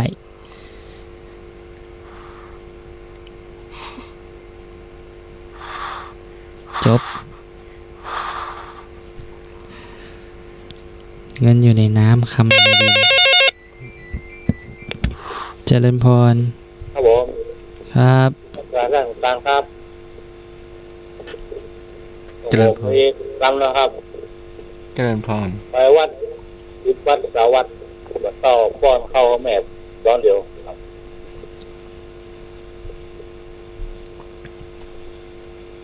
ไปวัดสิวัดสาวัดพระเจ้า ปนข้าวพ่อ ป้อ แม่ นข้าวให้แม่จอนเดียว มันก็แม่นแล้วกันคุณจะไปวัด ป้อนผลไม้ ที่วัด เนาะ จะจ้างเด้อ ป้อน เกิดว่าไปดูแลแม่ พ่อแม่ได้ความลำบาก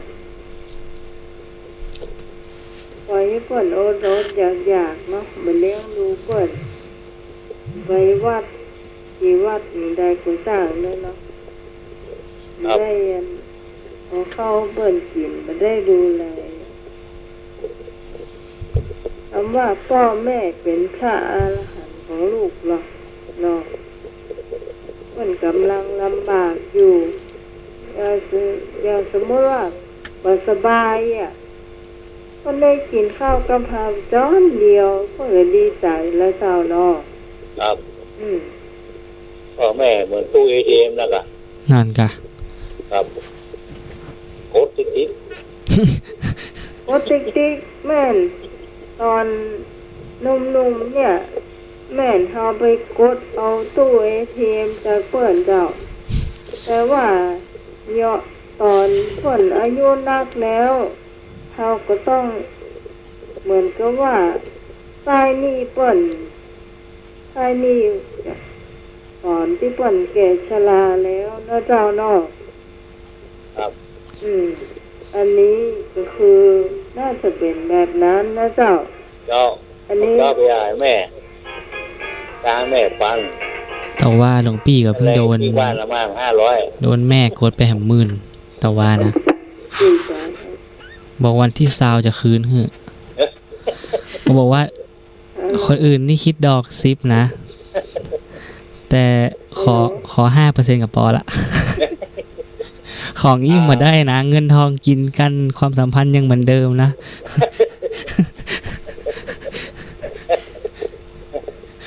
พ่อแม่เหมือนเดิมหรอก เหมือนเดิม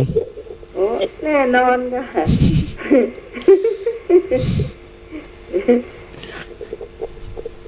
ครับ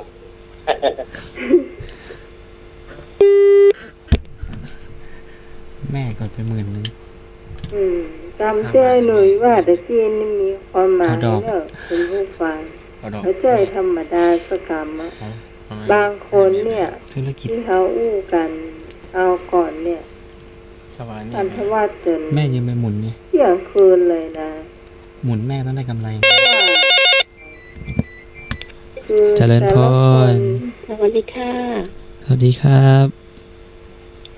เจ้า ให้ ว่าได้เจ้า เจริญพร ให้ ได้ไหมเจ้า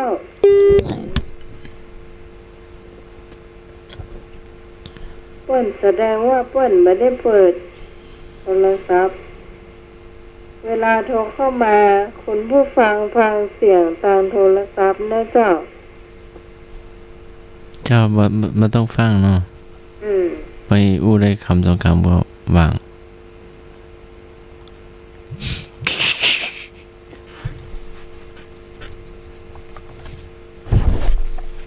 เดี๋ยวอู้ต่อไปตู้ต่อให้หน่อยตะกี้เนาะเพราะว่า บางคนเนี่ยคนมีลูกตั้งหลายคนนะเจ้าแต่ว่าดูแลพ่อแม่บ่กุ้มแต่ว่าที่ลูกที่หูจักกตัญญูเพิ่นก็ดูแลนะเจ้ามันก็แปลกดีเหมือนกัน บางคนนี่ดูแลพ่อแม่จะเป็นญาติกุศลเนี่ยจะเป็นดูแลอยู่เห็นลูกเห็นแบบหนึ่งเนี่ยจุ่มหัวจักดูแลไม่ได้สนใจ พ่อแม่จะเป็นจะได้นี่มันสนใจคืออายเห็นซ้ำเจ้า อันนี้ว่าจะซื่อๆเลยว่าไม่อยากปิกบ้านอายให้เปิ้นว่าเปิ้นหูว่าแม่จะก็เป็นแบบนี้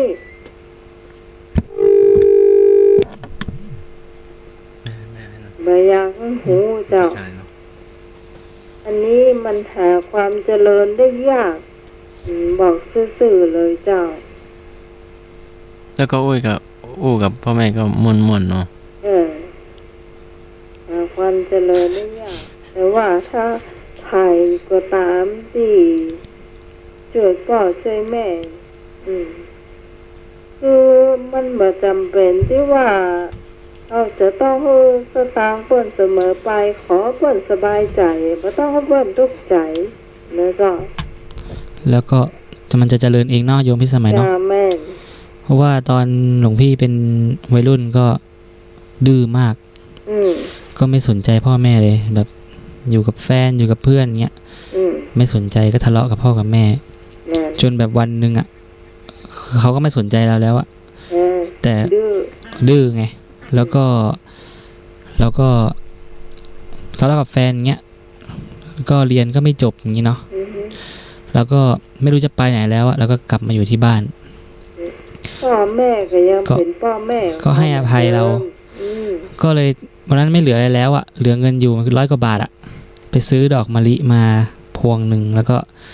ไปขอขมาพ่อกับแม่โอ้ถ้าผมไม่ตัดสินใจทำอย่างนั้นแต่วันนั้นนะป่านนี้ก็อาจจะไม่ได้เป็นอย่างนี้แล้วก็ได้เขาให้อภัยเราปุ๊บชีวิตเราก็ดีขึ้นเรื่อยๆเอาเจริญพรสายต่อไปกราบนมัสการครับท่านทั้งสอง มาแล้ว คุณพิสมัยครับผม เจ้าไอ้พงเจ้าครับรักดีหามจัวรักชั่วหามเสารักดีหามจั่วรักชั่วหามเสาแน่นอนอยู่แล้วเจ้ารักดีเนี่ยมันหามจั่วมันยากเจ้าคนที่จะปฏิบัติดีเนี่ยมันยากเจ้าแล้วหามเสามันง่ายอ่ะมันสื่ออ่ะแม่นก็หามเสาแบกไปกำเดียวก็ได้อ่ะหามจั่วมันเป็นสามเหลี่ยมอย่าเนาะหามไปทางหนึ่งเขาจะปกไปทางหนึ่งปิ้นจะเล่นไปทางหนึ่งอย่าถ้าใจเขาเหมือนนิ่งใจเขาประตรงเหมือนแน่นอนก็ไปรอดเหมือนกันเจ้า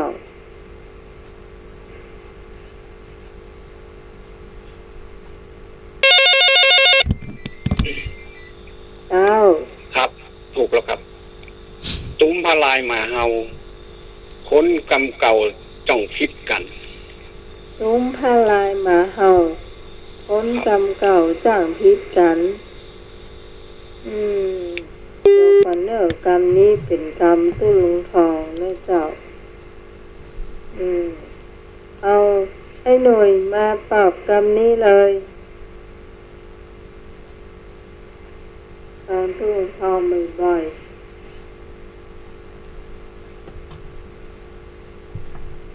พระสงฆ์องค์ข้าเจ้าก็ได้เนาะฟังรายการธรรมะให้เครียดนะเจ้าอยากฟังรายการก็โทรเข้ามาได้052-010462เจ้าไม่ตอบเนอถูกหมดว่าไหนเจ้าตุ้มพลายแม่เฮาคนกำเก่าแจ้งพิการเจ้าบดีจักเสียงเป็นหลังเอามาดีเล่าควรไปดีเล่าควรกำหูเขาโอ้อย่างหูฟังแล้วว่าเฮาก็ไม่ต้องหูโตละเป็นจะหูกำเฮาดูแม่ไหนเป็นเฮานะแม่เฮาวะแหนเนื้อกันอย่างก็คนกำเก่าแจ้งพิการกันกรรมที่เฮาอู้กันไปแล้วละกรรมเก่าเฮาไม่ต้องคุ้นขึ้นแม่ละมันจะอู้มันจะพิการมันจะพิจารการเกิดว่าท่านนั้นสงกรานต์นะยืมตังค์ไหม ทำด้วย นั่นแหละครับเขาเงียบมากนะ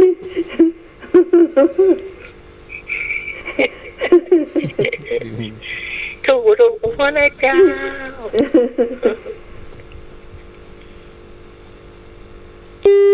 ยืม500ใต้ปานนี้เนาะ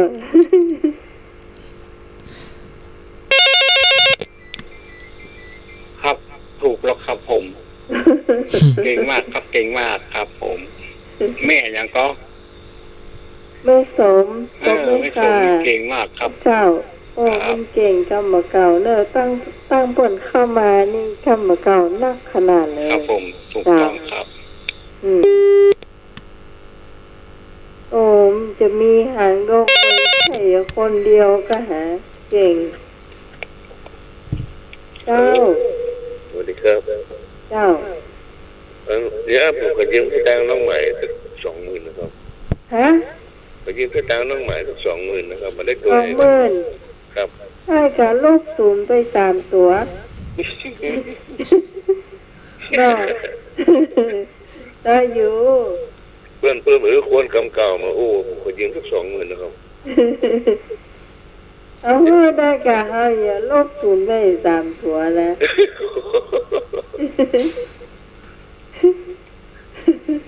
เนาะ ครับผมครับ เจ้า ขอบคุณได้บ่าวสังวางเสียงคำนะเจ้า อันนี้น่าจะเป็นแฟนรายการใหม่เนาะกำลังได้ยินเสียงเนาะเจ้า มาไอ้หน่วยหายไปไหนล่ะมาเนอะตามมาเก่านะแม่แดง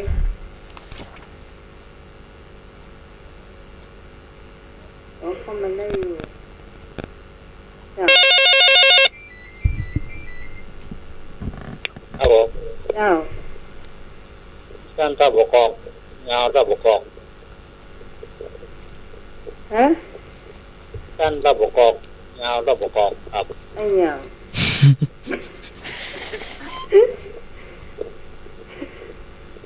ประกอบปลาม ากอกบ่สุก อันต้องบกอกยาวบกอกนี่ใหญ่ มากอกบ่สุก เคยเหยังบ่เจอเลย ลน สั้นทับประกอบยาวทับประกอบ อันนี้ไปเหยังผ่านเราเสียไปเลยฮะ เอ้ยเรา เออ เราตอบไปก่อนเราแกจะเฉลยให้ เฉลยเนาะอันนี้ คนเฉลยเนาะ อืม คนโอ้กำเดียวโอ้ก่อนล่ะ อ๋อ ห้องเข้าห้องกินเนี่ย อ๋อเจ้า ก็ฟังเสื้อโกรธเนี่ยโกรธเบื่อละ เจ้า บ้านอะไร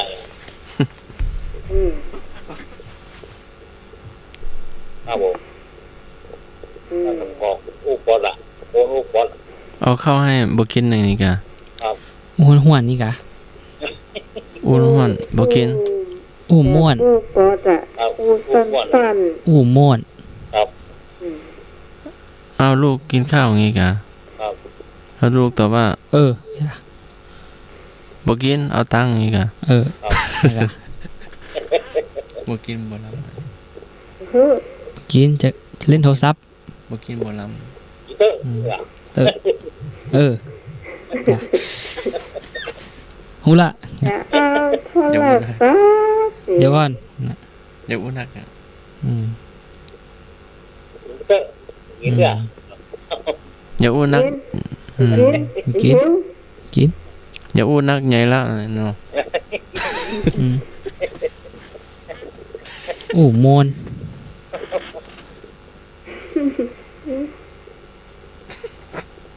เป็นแต่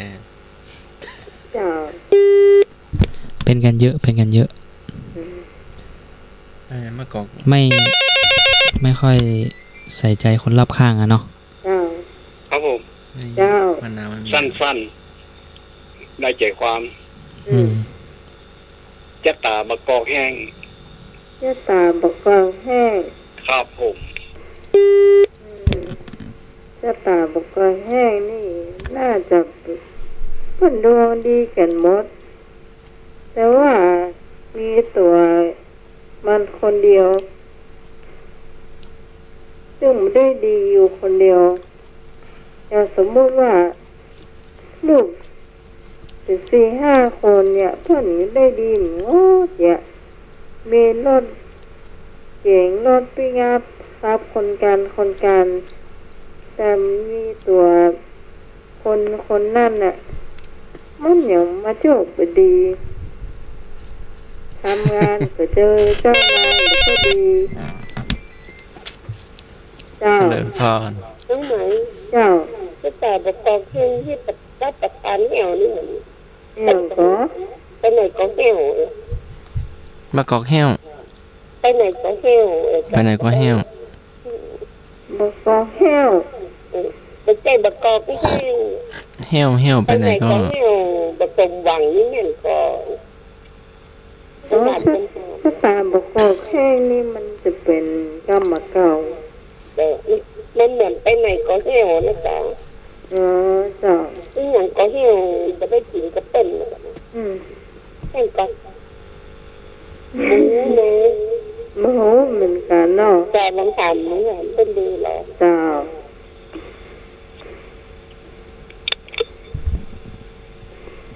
ได้พงแม่นก็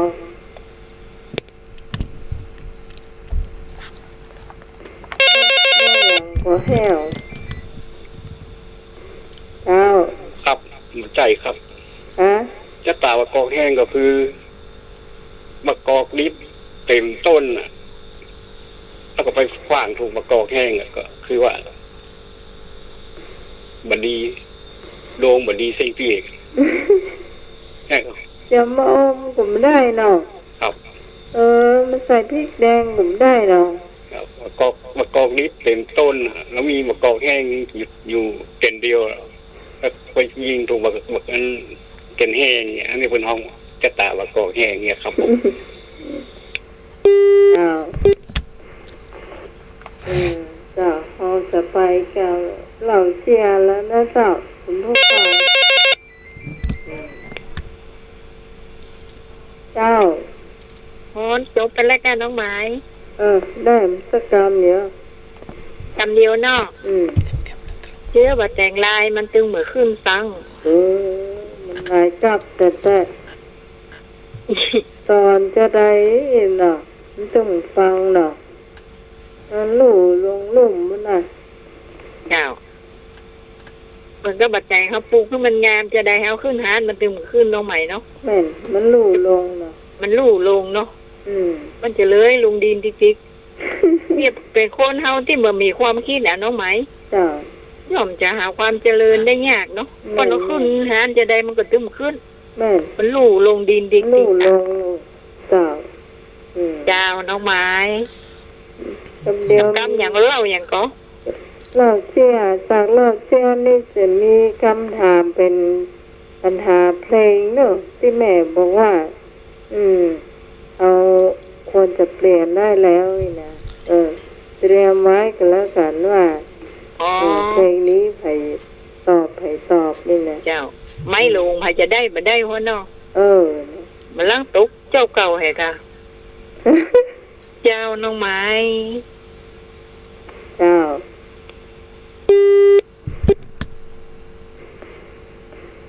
หมาเล่าเชียเจ้า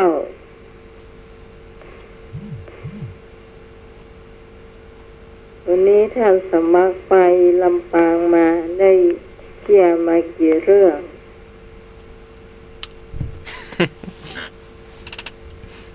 เล็กสักเรื่องอ่ะ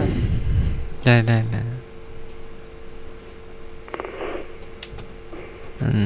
พอไปพี่การก็ชวนพ่อแม่ไปตัวเนาะไปไหน เจ้าน้องไม้ เจ้า แม่จะตอบที่ว่าบอกแห้งก่อนเด้อ อ๋อเจ้า อันบอกแห้งนี่นะจะตาบอกแห้งนี่นะ เป็นเอาของเอาของมาไว้แค่ดีแล้วมาเอาของที่มันจะดีจะได้ใจเนี่ยมาเอา อืม เป็นเอากระสอบบอกแห้ง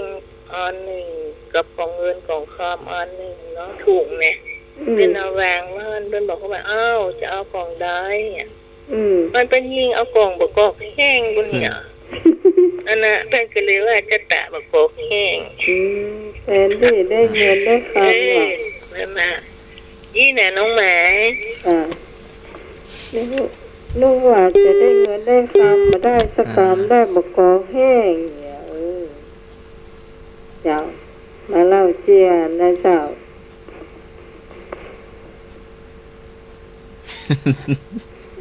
เดี๋ยวมันจะ5 ทุ่มละ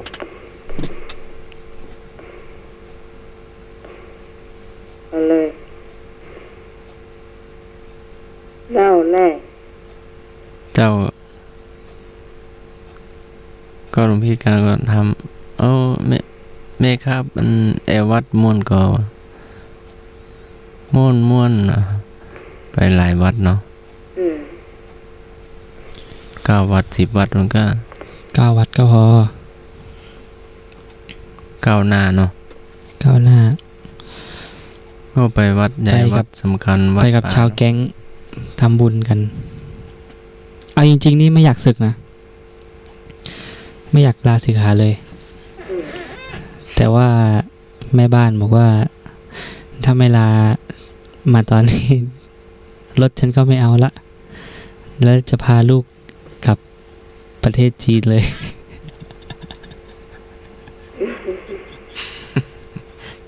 แม่ก็บอกว่าร้านเปิดได้แล้วร้านวันที่ไปทำบุญเปิดได้แล้วลงทุนไปเปิดได้แล้วผ้าเหลืองร้อนเลยเนี่ยทำบุญวันไหนวันที่9วันที่9 เดือนที่ผ่านมาเนี่ยครับเป็นพระครูประธานสงฆ์นิมนต์ท่านอาจารย์วิศวัตไปสวดมนต์ประธานสงฆ์ก็หลวงพี่สมัครเปิดร้านอาหารนะครับเดี๋ยวถ้ามีโอกาสก็วันไหนมีงานบุญก็ลงทานก็เดี๋ยวมาร่วมกันเนาะแจ้งล่วงหน้าก็มีนัดไปพบปะโยมพิสมัยที่นะแม่ริมที่บ้านใช่ไหมสันกำแพงหรือแม่ริมแม่ริมเนาะจะได้เจอกัน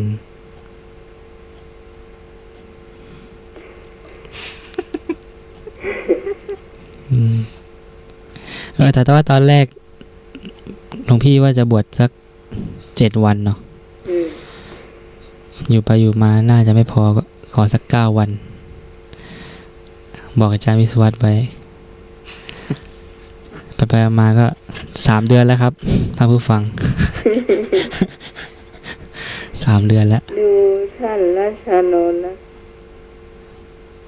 เวลามันไวจริงๆนั่นจะประทึกเชื่อแต่ลังม่วนแน่เนาะในการคล้ายๆพระแบบไปแบบเหมือนพระป่าพระพุทธองค์ทำไหนโน้นเจริญพรก็ซื้อกันอยู่ว่ากันน่านะคะอยู่ในผ้าเหลืองเลยกว่าไปซื้อก็มาได้แม่บ้านเจ้าลูกที่ประเทศจีนแล้วอ่ะครับโอ้มีเรื่องเที่ยเนาะกินก๋วยเตี๋ยวแล้วเรื่องว่าเคยกินก๋วยเตี๋ยวเรือฝั่ง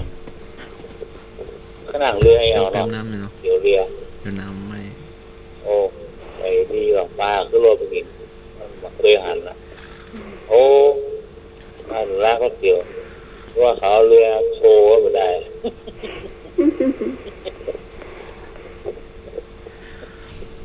ก๋วยเตี๋ยวเรืออร่อยเรือเคยบนบอกได้นั่งสักคำแต่ถ้วยมันก็ถ้วยเป็นเหือถ้วยเหือมัน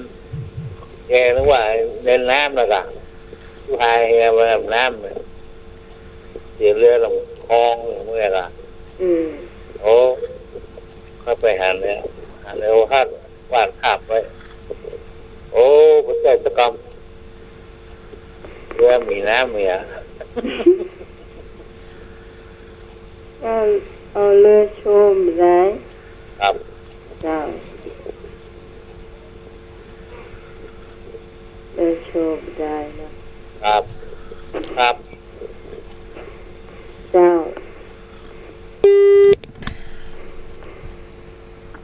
ถึงผู้ฟังท่านไหนมีเจียจะเล่านะเจ้า เจ้าคืออะไร เจอเนอร์ เจ๊ะคืออย่างหลวงพี่การสงสัย อะไร เจ๊ะแปลว่าอย่างความหมาย เจียข้ามหมายความว่าเรื่องตลกที่เราไปพบไปเจอมันเล่าได้ ทำให้ เจ้า หัวเราะทำให้น่าเริงทำให้คลายเครียด มันทำให้เราหายเครียดหรอกเรื่องอย่างก็ได้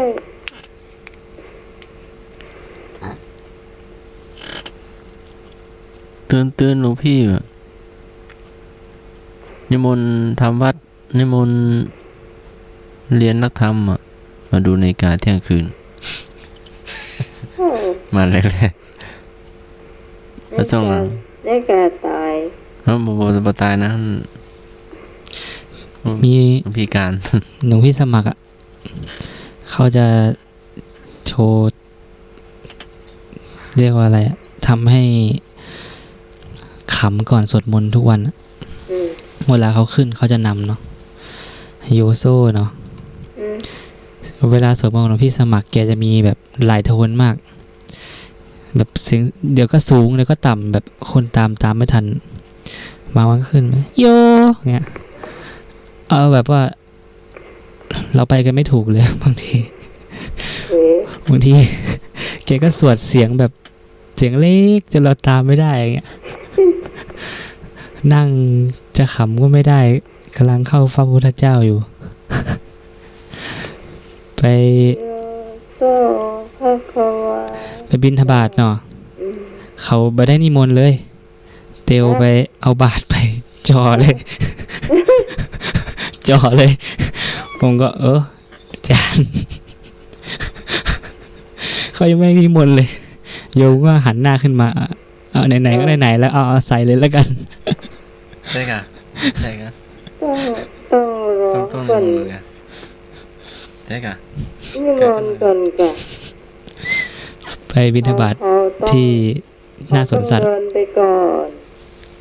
นี่ก็ที่ถูกต้อง เดินไปต่อ เดินไปถ้าเป็นนิมนต์ให้อยู่ทอก็อยู่หน้าที่บ่ได้บวชนะเอาโห ต้องนิมนต์ก่อนเนาะ อืม ก็ท่านยืนอยู่เลยก็บางท่านไม่ค่อยได้รู้คำพระมั่งเลยยืนจับอาหารรอ นะแต่ท่านสมัครทุกวันหรือเปล่า ครั้งแรกมั่งไม่ได้เจอกันหรอก เออ กับลูกเนนครับ อืม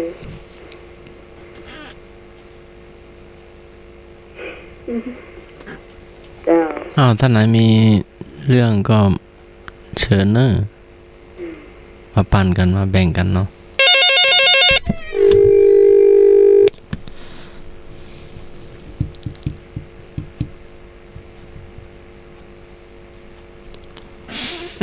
โอ้เข้ามาได้นะ9052 นโม ที่ไปโดยปุ้ยนะ 010462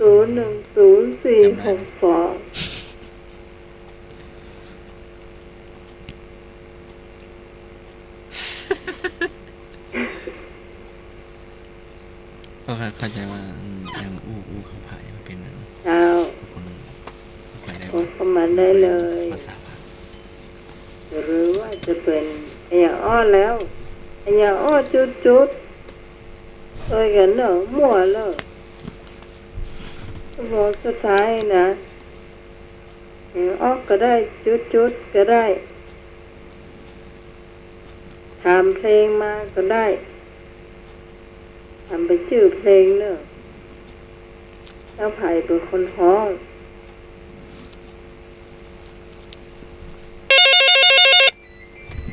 สายแรกมาแล้วเจ้า เอาหมาย เจ้า เอาหมายฟังตอบด้วยเนอะ อือหือ แดนแต่แค่มีงาหยัง ฮะ แดนแต่แค่มีงาอันหยัง อ๋อ เอาหมายฟังตอบเนอะ เจ้า ถ้ามีคู่มันตัวนะ แบนแต่แค่มีงา เจ้า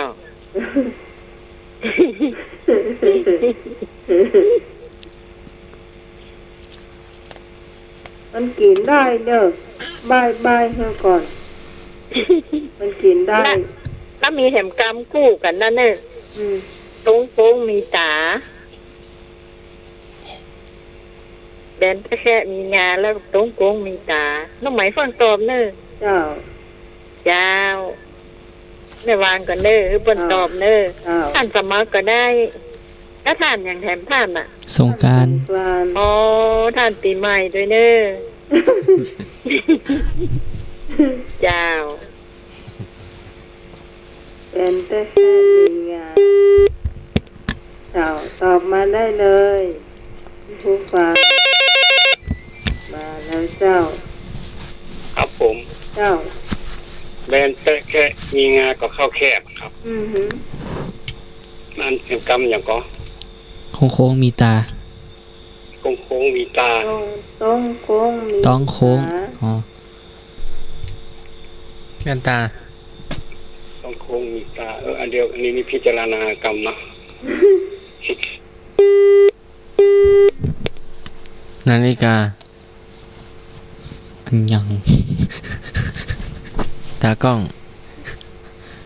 ต้องโค้งมีตาก ล้องวงจรปิด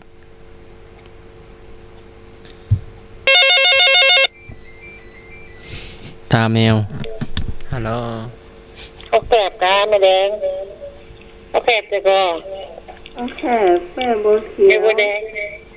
แม่โบเขียวเนาะเอา เขา แค่ แตะเขาแกบเขาแตน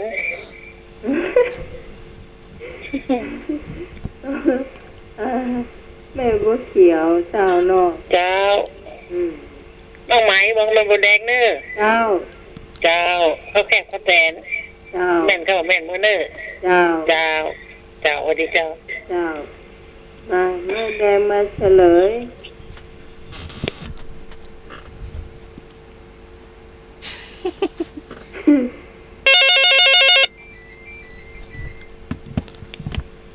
เจ้า เจ้าแม่บัวเขียวปลูกแล้วเนอะแม่บัวแดงนะ ละ ละตรงโค้งมีตามันเหรอ ต้องโค้งมีตา เจ้าน้องไหมตอบก็ได้เอามันจะดึก ตาแห ตาถั่ว ตรงโค้งนะตรงโค้งมีตานะน้องไม้ ตรงกงแปลว่าอย่าง ตรงกง โค้งก็มาเก่าเฮาหน้ากะ มันยังมาฮู้ความหมายว่าตรงกงอ่ะ ถ้าเฮาได้อย่างนักได้อย่างที่มันย่อนเนี่ยว่าโอ้ได้นักแต่ตรงโค้งจุดนักอย่างอันนี้เป็นที่ของทำขากินเฮานะ ซ้ โอ้ถูกละน้องใหม่เอาไปเกินโลเนอะไม่เสียบเจ้าตังนะ ำ เมื่อกี้แม่บัวเขียวได้เกินโลเหมือนกันเนาะ แม่โบเขียวกับไอ้ผง เจ้าคนหกอันเหมือนกันเนาะน้องใหม่เนาะ เจ้า เจ้า ถามตอนได้เลยเนอะคุณผู้ฟังท่านไหนจะถามเขียนได้เลย052010462ให้นึกไปไหนล่ะ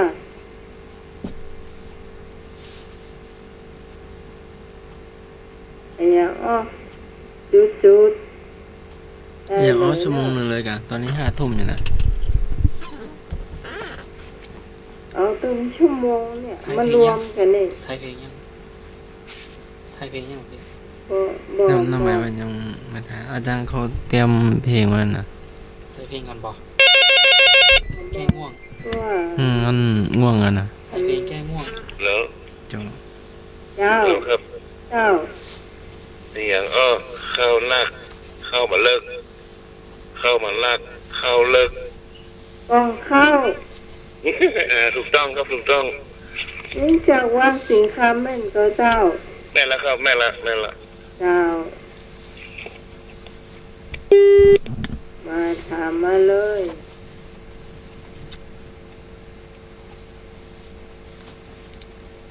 ถามมาเลยผู้ฟังท่านไหนจะถามเชิญเลยเจ้า อย่างนี้ถนัดอย่างนี้ถนัด นั่นก็ได้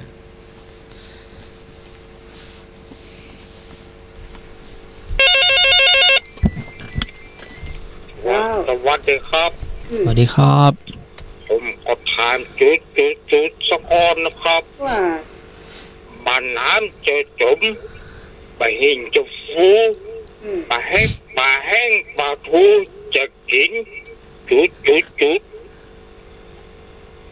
มันน้ำบ้านน้ำเจอจมปลาหินจะฟูปลาแห้งปลาทูจะกินจุดตอนสองคำปลาแห้งปลาทูจะกินหยัง กินแมว ปลาแห้งปลาทู ถูกต้องครับ ฮะ นั่นแหละครับ มันกินได้ว่ามันปากน้อยเดียวน่ะ มันเป็นความหมายอย่างไรความหมายอ่ะ มันปิ้นกับลูกกับลูกก็ฟังไอ้นึกว่าตะกี้อ่ะ มันปิ้นกันอ่ะ มันปิ้นกันแล้ว น้ำลอยลูก มันน้ำนี่ปกติมันจะ ป ล ก อย ติมันลอย แล้ว แต่มันกระจุมบะหินมันอยู่ลุ่มมันกับลอย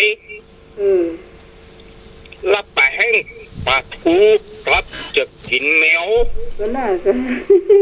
เอาก็เดาเนี่ยถูก ที่ข้อหมายเป็นจะได้บ่ฮู้เนาะ ถูกอยู่ มันปิ้นกันนะกะ อันไหนผู้ฮู้ความหมายก็ ก็ เอิ้นมาได้เด้อ ความหมายไปแล้วอีกความหมายเป็นที่ที่ละเนาะเจ้าคำต่อไปเชิญได้เลยนะจ๊ะไอ้พงษ์เจ้า ครับผม อย่างปลาชื่อฝรั่ง ฮะ ปลาชื่อฝรั่ง ป๋า ครับชื่อฝรั่งชื่ออังกฤษอ่ะ ปาลี่ ใช่ปลาอย่างชื่อเป็นฝรั่งอ่ะ ปลาอย่างปลาโลมา ใช่ ปาแต่ปาเล่น โอ้ ปลาเจลา ปลานาติปาตา ปลาในห้วย ไม่ใช่ปลาอย่างชื่อฝรั่งอ่ะ ปลาอย่างเก่งอังกฤษอะชื่อเป็นภาษาอังกฤษกะ ครับ หลวงพี่การเก่ง ได้ภาษาอังกฤษภาษาจีน ปลาแซลมอน ไม่ใช่ ปลาตัวนี้มันตัวใหญ่ก่อ หัวหายไปดีเนี่ย ปลาตัวนี้มันเบื่อก่อ กระเบือครับ อร่อย อร่อยเลย ปลาตัวนี้มันตัวกลมหรือตัวแบน เพิ่ม ปลาตัวนี้มันมีเกล็ดก่อ ก็มีครับ ผมมีเกล็ด ปลาท่องโก ไม่ใช่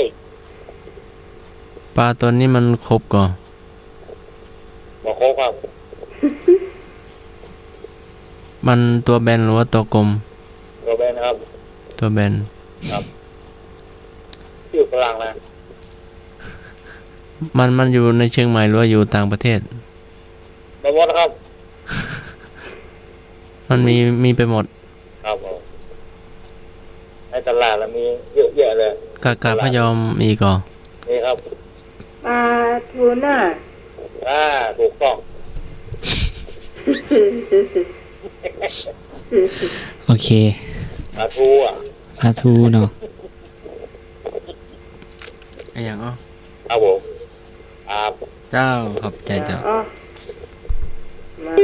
หลวงพี่กัน เลยมาตายมาก ครับผม เจ้าน กอันยังอ่ะร้องเพลงได้ครับ นกจ๋า ใจคน รับ กสินใจ ยังนกอันยังอ่ะร้องเพลงได้ เป็นคนเมืองเขาเนี่ยกัน ไก่ ใช่ครับ นกนางแอ่น อะไรเอ่ยร้องเพลงได้ นกนางแอ่น ยังไม่ถูก เป็นนั่นเป็นคนนะร้องเพลงอ่ะ เป็นคนร้องเพลง ครับนกอันยังเอ้าร้องเพลงได้อะ นก นกกระบูดตาแดง อย่างตอบมาเรื่องกันเดียวถ้าผัดตอบได้เดี๋ยวผม นกพรพนา เจ้ นกพรพนา คนเมือง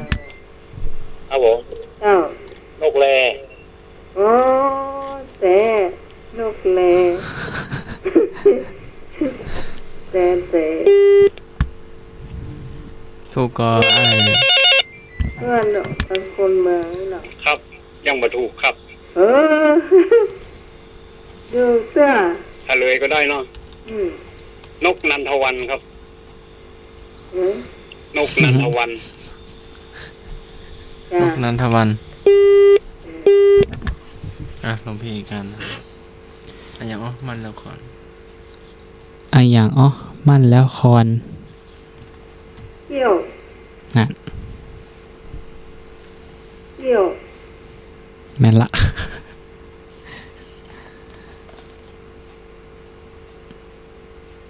ก็เหมือน เจ้า น้องไหมเบอร์มีกี่เบอร์ก็มันจังโจรกันอ่ะ เบอร์ข้อเบอร์ของน้องก็ได้อยู่ อันอย่างเจ็ด 71ก็ว่าอันอย่าง 092-643-6538อ๋อได้ละน้องไหมเจ้า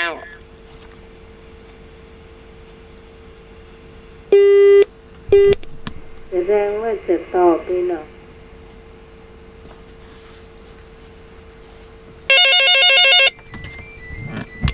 เจ้า ครับ อันนี้มันเป็นกรรมยามเนอะ มันนั่งคองยอง ผมยองยอกน้ำเจ๊แปะ ฝนมีด ถูกต้องเอาไป6อีกเอามาแดง6อันเลย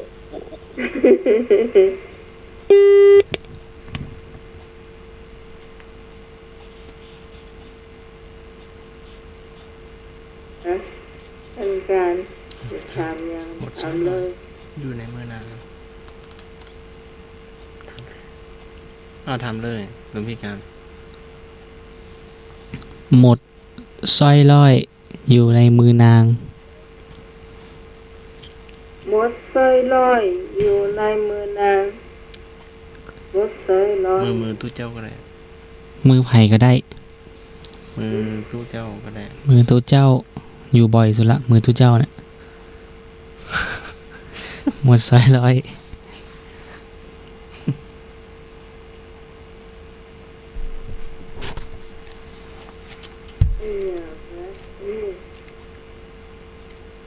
นี่ลายดับเบิลกับกันนะ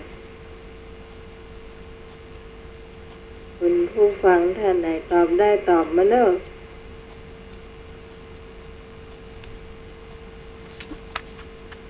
แหวนก็ บะแม่นครับ กำไร บะจ้อย เสื้อตาง บะใจาย ต้องเอาใบกระแดนอยู่ยอดมะพร้าวอะไรพวกการมันโทรมาใบ เอ ใบให้ อยู่บนยอดมะพร้าวใบไหม ว่าใบว่าใด มันอยู่ยอดมะพร้าวอ่ะ หืม อยู่ยอดมะพร้าวนะแต่ต้องเอา ลงมา ต้องเอาตัวที่มัน ใบที่มันตายต้องหรือว่าใบที่มันแก่ก่อนอะเอามาทำอะ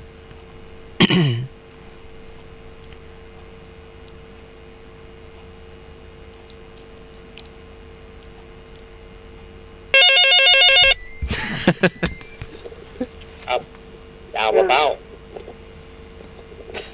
ยังมาถูก ไม่ถูก อันเอาใบมันอะโอเค ใบมันกะ เอาก้านมัน อ๋อมาตลาด ยูสลัด ไม้กวาด ถูกต้อง บ้านเรา เจ้า ไม่แท้ก็ได้หรอก เหมือนกันนะ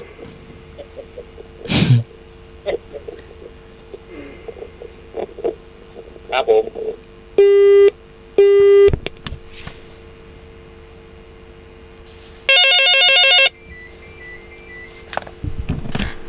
เจ้า ฮัลโหล เจ้า ไปหากินอีกที่หนึ่งก็นอนอีกที่หนึ่ง ฮะ ตอนเจ้าไปหากินตอนเย็นครับ ตอนเช้าไปหากินตอนเย็นกลับ ไป นี่ หา เป็น กิน สัตว์เป็นสัตว์ก่อน ครับ เป็นสัตว์ สัตว์ เป็นสัตว์เลี้ยงเรานี่เนาะ เน่าบอกครับ วัว กระ ควาย ยางครับ ตอนเจ้ามันไปหากินตอนเย็นไปเป็นกับหลังครับ นกกระย่างไปหา ครับ นกกระยางสีขาวนะครับ อ๋อเจ้านกกระยาง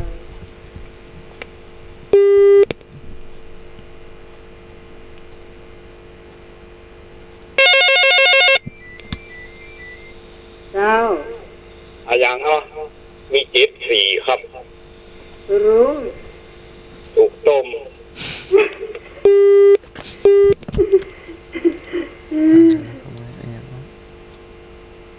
ไอ้โคงไปผ่านมาใครจะถามมาให้เบาทางวางสิ่งคำโอเข้ามาเลย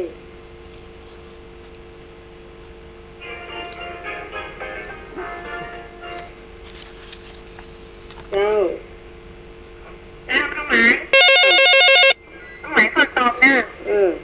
เวลาเขายืนมันห้อยอ่ะนะ เวลาเขายืนมันห้อยอย่าอ้อวันนี้ง่ายจ้ะ อาจจะชาย หมาย นี้ จะ เข้า ขอ มา ตอบกันนะ เจ้า จ้า เดี๋ยวขอตอบหน่อย เดี๋ยวสายนี้ จ้ะ แขนนะคะเวลาเรายืนมันห้อยอ่ะ เวลาเขายืนมันห้อยถูกต้องทันกัน ครับผม เจ้า เน็กไทย เลขท้ายถูกละ ครับผม เจ้า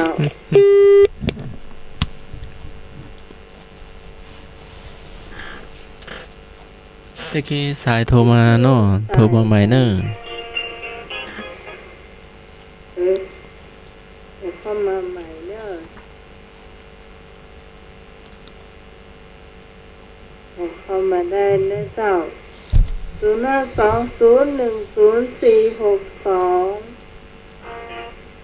เอา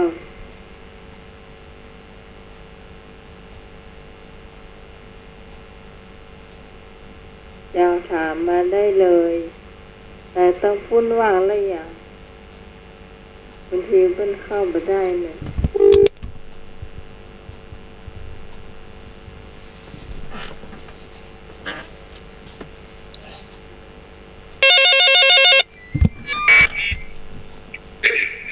เจ้า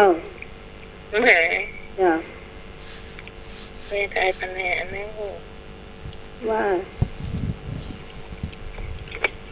กำแพงแอ้แปดอย่างเจ้า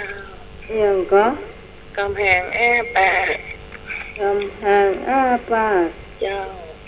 ย้อนจ้ะ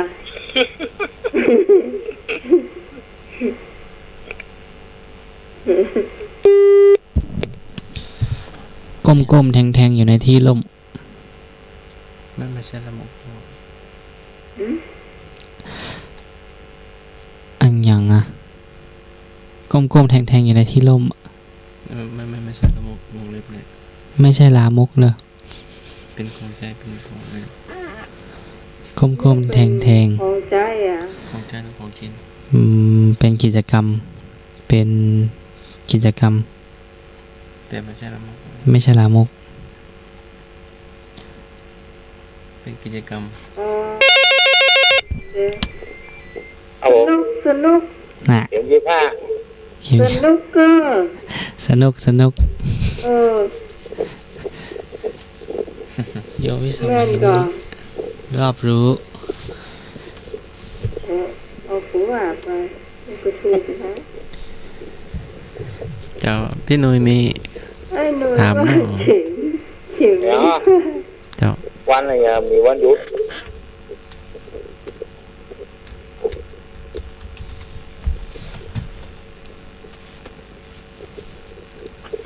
วันอะไรไม่มีวันหยุด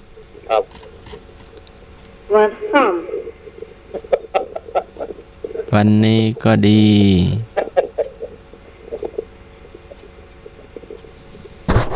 ไอ้หัวนี่หมายความว่าไหนอะ วันค่ วันค่ำแม่นเนาะ ำนี่แหละครับ มีวันหยุดเหรอวันค่ำอ่ะพวกวันค่ำมันเถอะวันค่ เนาะโลกเนี่ยผมชอบอยู่ในเมือง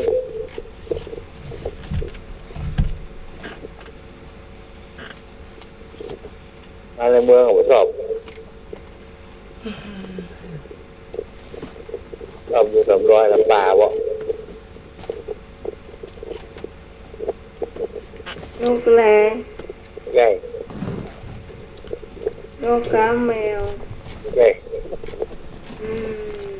โลกเนี่ยผมชอบอยู่ในเมือง นกกระจอก นกแรง ใหญ่ นกกา ใหญ่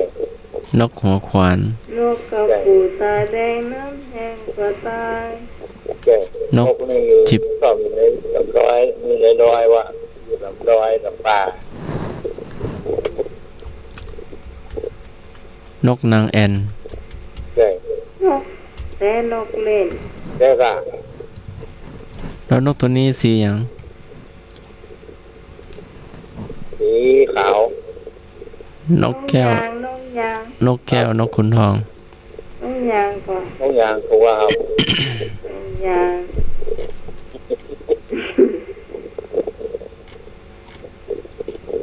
ครับจบข่าว นะคุณผู้ฟังท่านไหนจะถามต่อไปเชิญ เจ๊ เจ้า เพื่อนกัน ครับ จ้า ผมเพลงบุษบาเสียงเทียนไผ่เป็นผู้ขับฮองครับ วงจันทร์ไพโรจน์ ถูกต้องครับผมเพลงมาก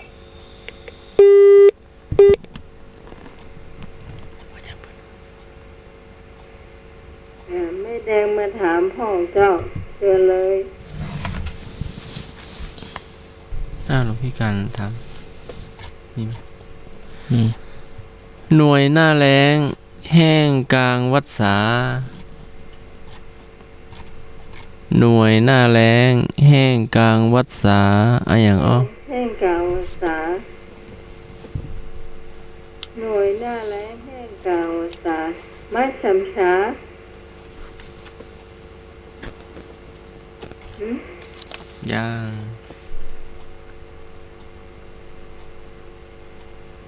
เนี่ยเหรอ ถ้าเนื้อข้างในมันแก่มันก็เอามาท เอาเหนียว ำกล้วยบดชีได้อะ มะพร้าวมะพร้าวหนึ่งมะพร้าวสองมะพร้าวสามมะพร้าว ฮัลโหล ฮัลโหล4มะพร้าว5มะพร้าว6มะพร้าวก็น้องใหม่เหรอน้องใหม่ เจ้า เพลงแม่บอกวันนี้ แม่ถามได้ก็ อืม สัญญาก่อนนอนกับคำหวานก่อนนอน เอา ไผ่ห้องหา เอาล่ะ มันดึกแล้วเนอะสัญญาก่อนนอนเนอะถ้าแถมเพลงไม่ยิงห้องคำหวานก่อนนอนเนี่ย ไอ้ฮะเดี๋ยวก่อนผมรู้จักแน่เนี่ย ไข่หมูเนอะ ไอ้รู้จักพ่องเจ้า เจ้าที่คนอื่นตอบเนาะ เจ้า เจ้า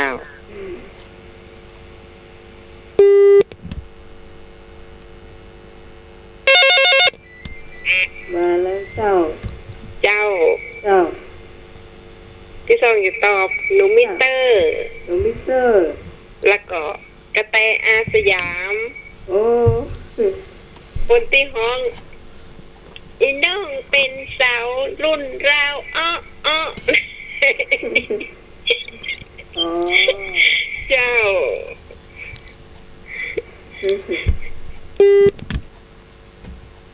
เดี๋ยววันนี้พี่ตองสบายใจแล้ววันนี้นะตอมต้นไฟสบายใจเลยที่มาตั้งเจ้าล่ะ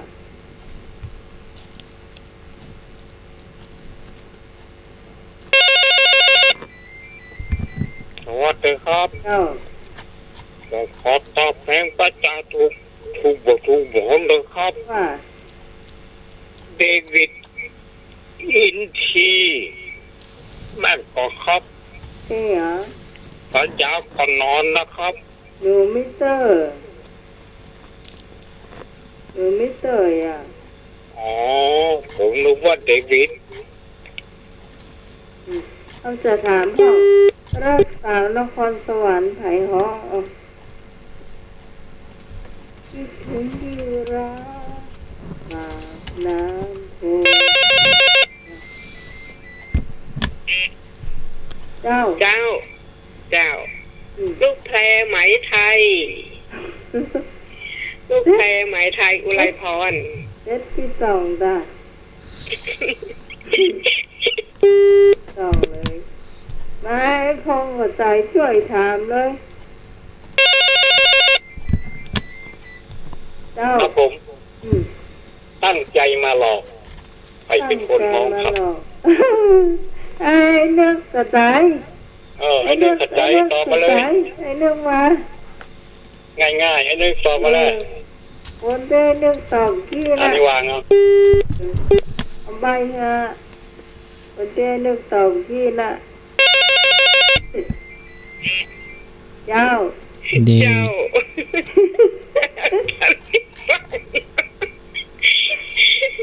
เป๊ะวิทย์เป๊ะวิทย์ ฉันนึกว่าตัน อย่างอีกก็ม่วนดีละเนาะเดวิดอินทรี คือได้ยินหลายคนละคือก่ายเนาะเรามาทำแบบนี้พอมา ครับผม เจ้า 4G 5G ใครเป็นคนห้อง อุ๊ยชื่อเพลงนี้ว่ะฮะ 4G 5G สัญญาณรักสัญญาณใจอ่ะชื่อเพลงอ่ะเพลงไตเติ้ลรายการสิจี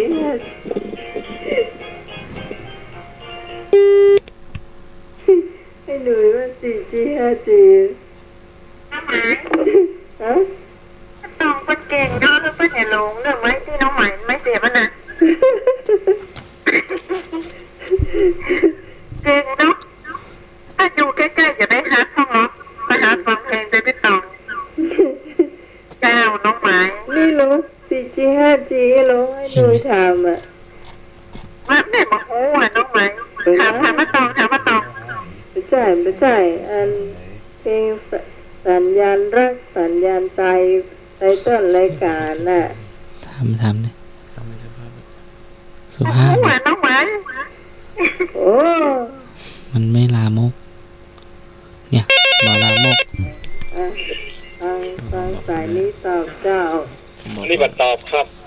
ฮะ ต้องบอกคน ที่ตรงตอบตะกี้เดวิดอินทีนี่ถูกต้องแล้วครับ วัตถุเจ้า ได้เพลงอันนั้นเพลงที่ผมถามไปตั้งใจมาหลอก ตั้งใจมาหลอก เดวิดอินทีถูกต้องครับ ถูกละแต่ แล้ว ว่า ผมจะถามมันข้อหนึ่ง แต่ว่าเดี๋ยวตอบขอให้หนุ่ยก่อนกัน อย่างก็ สัญญาณรักสัญญาณใจอ่ะ ก็ถูกก็ล้อสัญญาณรักสัญญาณใจของหนูมิเตอร์ครับ อ๋อหนูมิเตอร์ ครับผ ถู ม กละถูกละ ผมถามเนาะ อ้าว สายเปสายใจใครเป็นผู้ขับห้องมีก็ดึกนะเอง ไว้พจน์เพชรสุพรรณ ไว้พวกเพชรสุพรรณถูกต้องครับผม นี่ ง่าย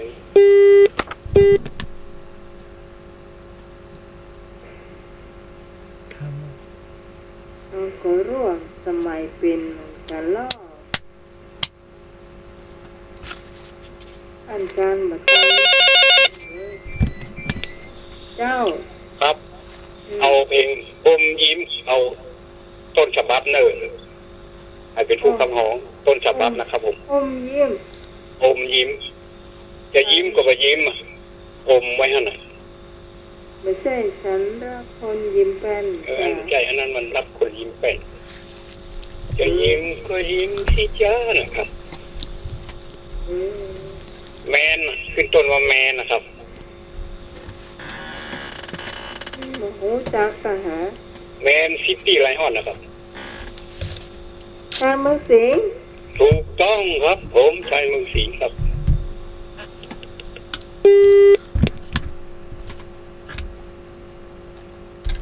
อืมเดี๋ยวหน่อยกำลังนึกเพลงนึง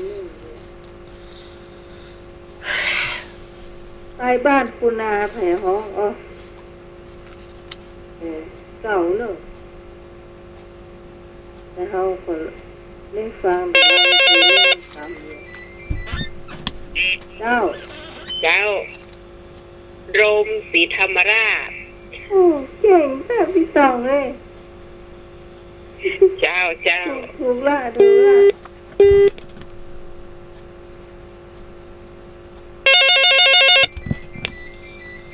เจ้า เหนื่อยไหมคนดีใครเป็นผู้ขับห้องครับผม ไอ้ที่ลมพร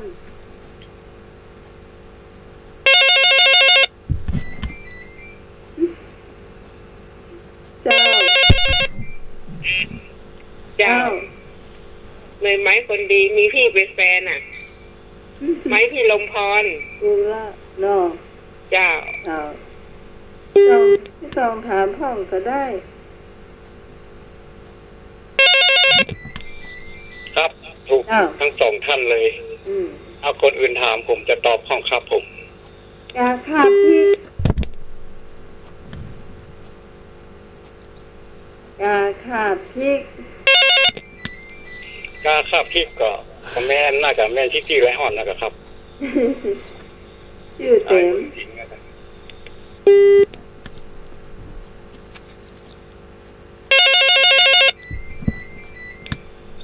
สวัสดีครับ เจ้า ฝากแฟนผมด้วยไผ่ฮอกครับ ฝากแฟนผมด้วย ฝากแฟนผมด้วย โอ้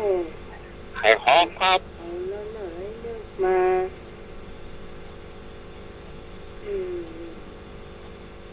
เอาล่ะไม่ยอมโหใจเนอะ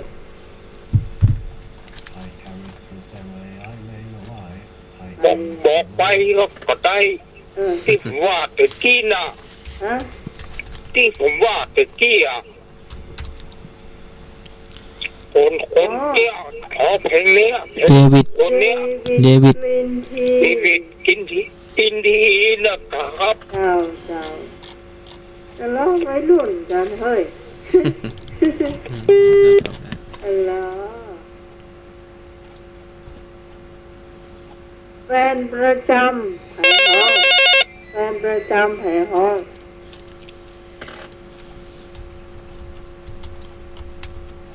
แฟนประจ ชายเมืองสิงห์ ำเฮ้ยลักดูไหนนี่ จริงนะ ฮะ ฟัง ครับผม เจ้า ขอแค่มองไอเป็นผู้คำหองค ข รับ อแค่มองเออ ง่ายๆครับง่าย ธนาพาโชค ถูกต้องสงสัยด้านการให้รักของแค่นะกินเข้าไปอ่ะเจ้า แก้วน้องไม้ เจ้า คนหน้าเดิมเหรอ คนหน้าเดิมอืมรุ่งฤดีก่อน เจ้า เจ้า ถูกแล้วถูกแล้ว แล้วเนาะ เจ้า ถามมา ไปเติม เจ้า ไปเติมรัวไปเติมรัวไป ๆครับผม ไปให้เติมอะไรกันเลย ทรงผมปลาล่า ข้อสองนะเติมน้ ฮะ ทรงผมปลาล่าอะไรของน้อง ให้หนูยกชื่อเพลงนี่จ้ะชื่อเพลงสี ทรงปลาล่า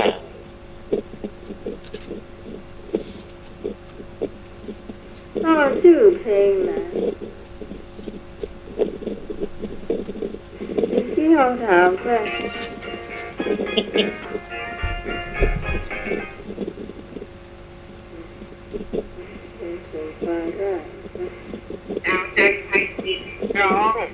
ดาวใจไทยจิต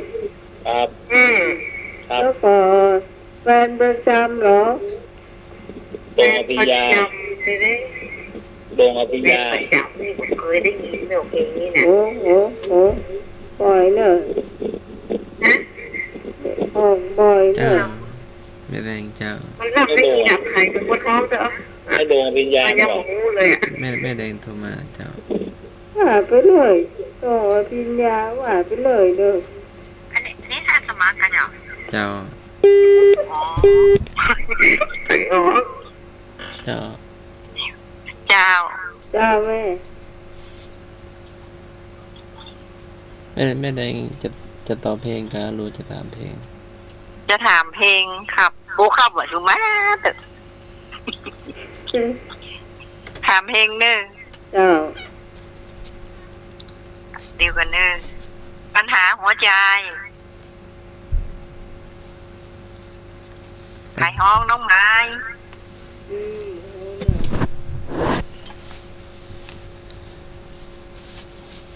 เป็นสมัยก่อนว่าสมัย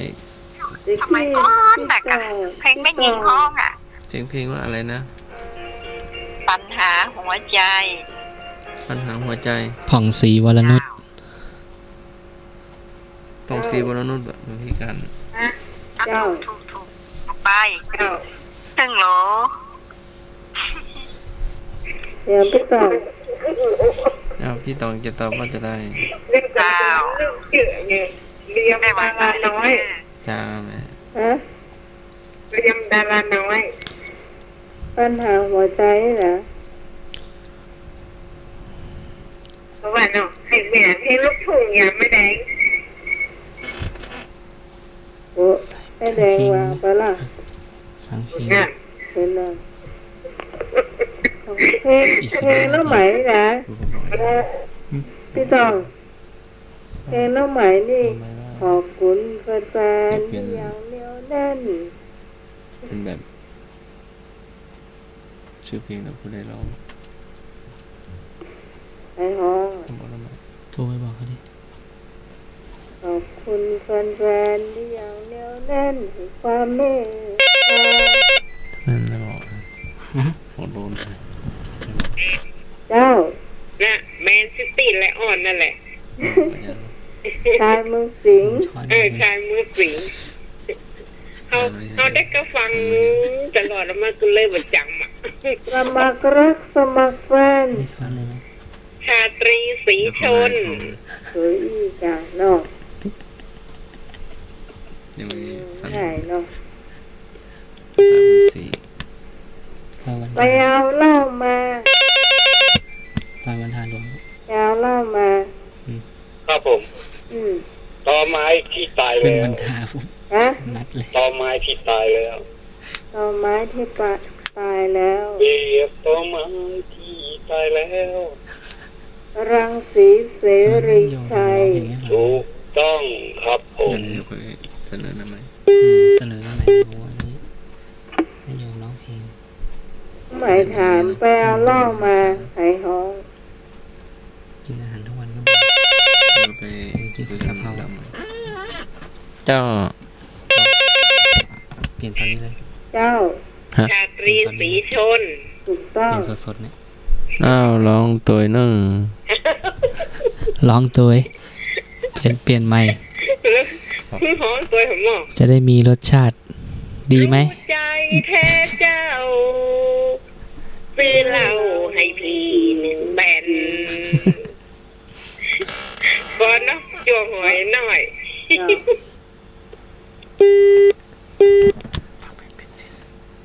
วาสนาเจ้าลอย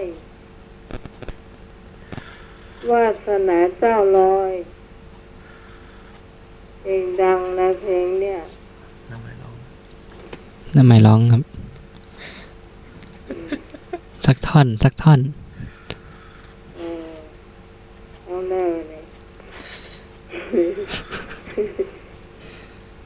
แต่ภาพ นึก ฟัง ชื่อได้ ร้ แต่ องเพลง ว่า ไม่ได้หรอกบอกภาพร้องเพลงไม่ได้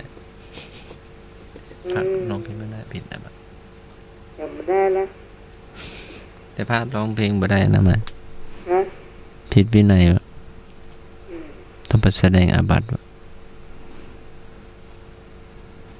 ถ้าได้ยินก็ได้ยินหนอเนาะ นะ ร้องก็บ่ได้เต้นก็บ่ได้นะ ดูไม่อะนะ เป็นชาวโลก ดู ติ ไม่ ด เห เก มาะ ม ว่ะ วาสนาเจ้าล ถ้า อ ร้อง ย ผิดนะถ้าได้ยินก็ได้ยินหนอ แล้วก่อนอาจารย์เปิดปล่อยเนอะ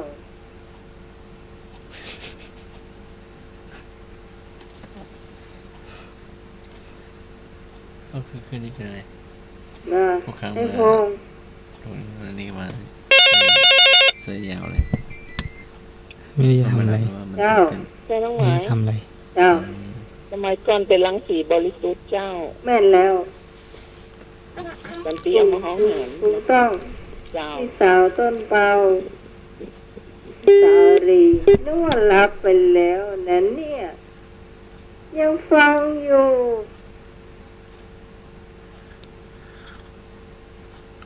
โอ้มาตายพ่องได้เนอะ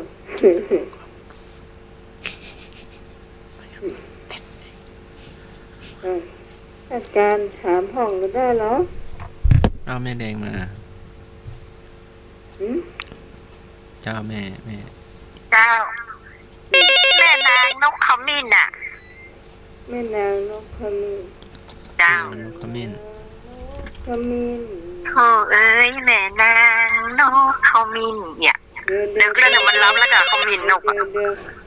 เจ้า เอาก็เดี๋ยวก่อนเดี๋ยวหนูชอบไปเดี๋ยวก่อน สมยศทัศนพันธ์ เออแม่น แม่นเขาแม่ แม่นละได้หนู เอาไปแถมเรื่องโหลเนอะ ให้หนูจะห้องผิดนะ เจ้า เจ้ากาขนดำไม่รู้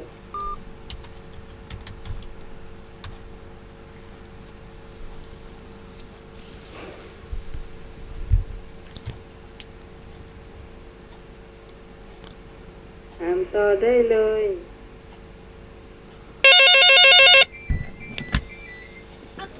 CMC เสียงรัก เสียมซี เสียงรัก สมยศนะกะ สมยศนะครับ เจ้า ถูกแล้วครับ สมยศ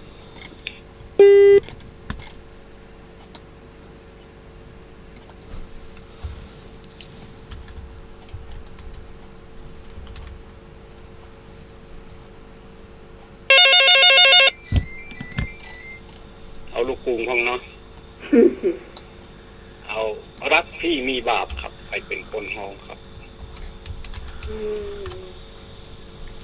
โอ้ดูกันเลยนี่นะนี่เพลงเก่าขนาดไหน เ เออ พลงเก่า เออ เนาะ นี่เพลงเก่าขนาดไหน เออ เออ เออ เออ เออ เออ เออ เออ แต่เสียงคนที่ห้องนี่หน่อย จะเติมน้ำมั้งเหรอ เจ้า จ้าน้องไหม เจ้า ตั้งรุ่นนี้ดิฉันบุญยศ แล้วก็อาจารย์ เจ้า ไอ้ก็เจ้าเดี๋ยวก่อนอ้อมสันได้ยินว่าอย่างขอ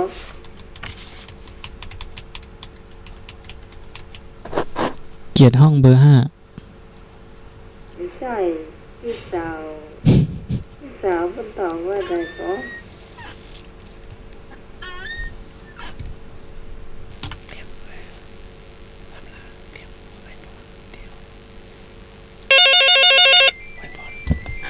ไว้พรก่อนครับ ครับผม ใส่พรก่อน รักพี่มีบาปตอบแห่งกรรมนะครับ ตอบให้ชัดเจนเลยครับผม พี่สาวอารีตอบแถมกำรอ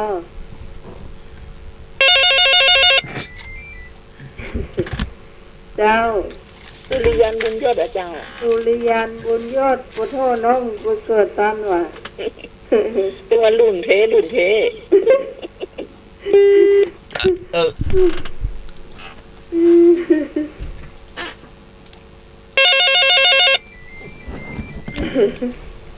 เจ้า สุริยันมนยศถูกแล้ว เออ เราจะถามนั่นเอง เจ้า แจกันรักครับใครเป็นคนห้องครับผม แจกันรักคนนี้นุ่นเด้อนะฮะเอาถ้าพี่ต้องไปยังโมโหนี่สนนักแกวน่ะพี่อารีโมโหนี่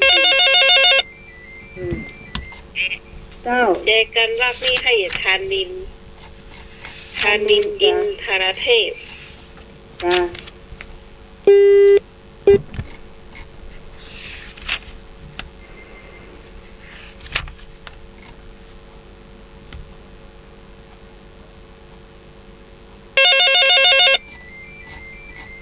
เจ้า ครับถูกแล้วครับอันนี้ ถูกโอ้โห ครับ โอ้โห รุ่นเก่าขึ้นนะครับเนาะ เก่งมาก ครับ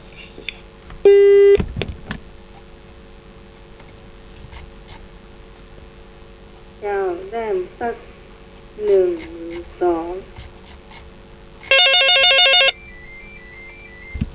เจ้า ครับจังรองเท้าหน้าห้อง อืม รองเท้าหน้าห้อง ไปนะแล้วก่อนคนที่เขาอยู่โพไทยรถผมเดี๋ยวชื่ออย่างวะ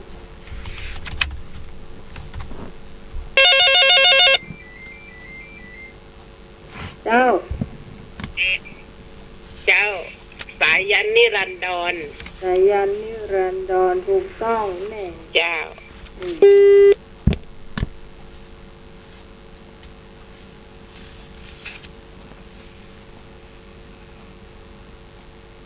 เห็นสัก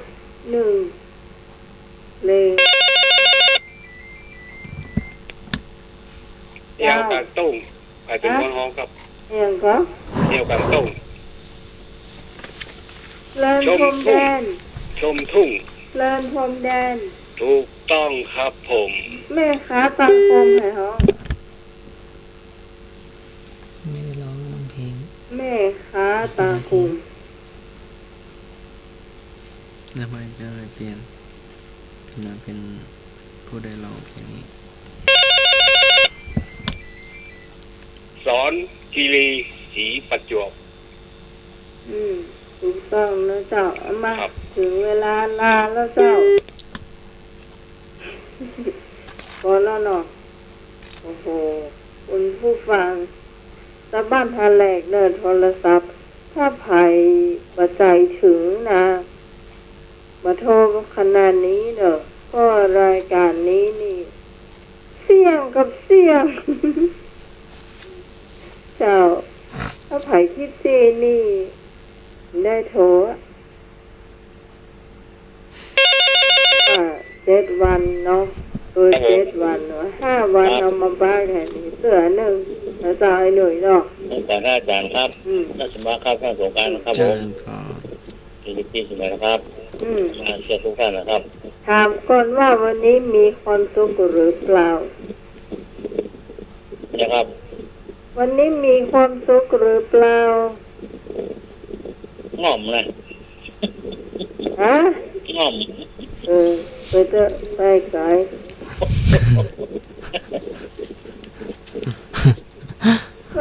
ก็ให้หัวแล้วลงยังมางอมอยู่วันสุดท้ายที่ปลายซอยด้วยมั้ย สวัสดีครับแม่เกียรติครับอัปปีผลดีครับผม เจริญพร ครับผมสวัสดีครับ เจ้า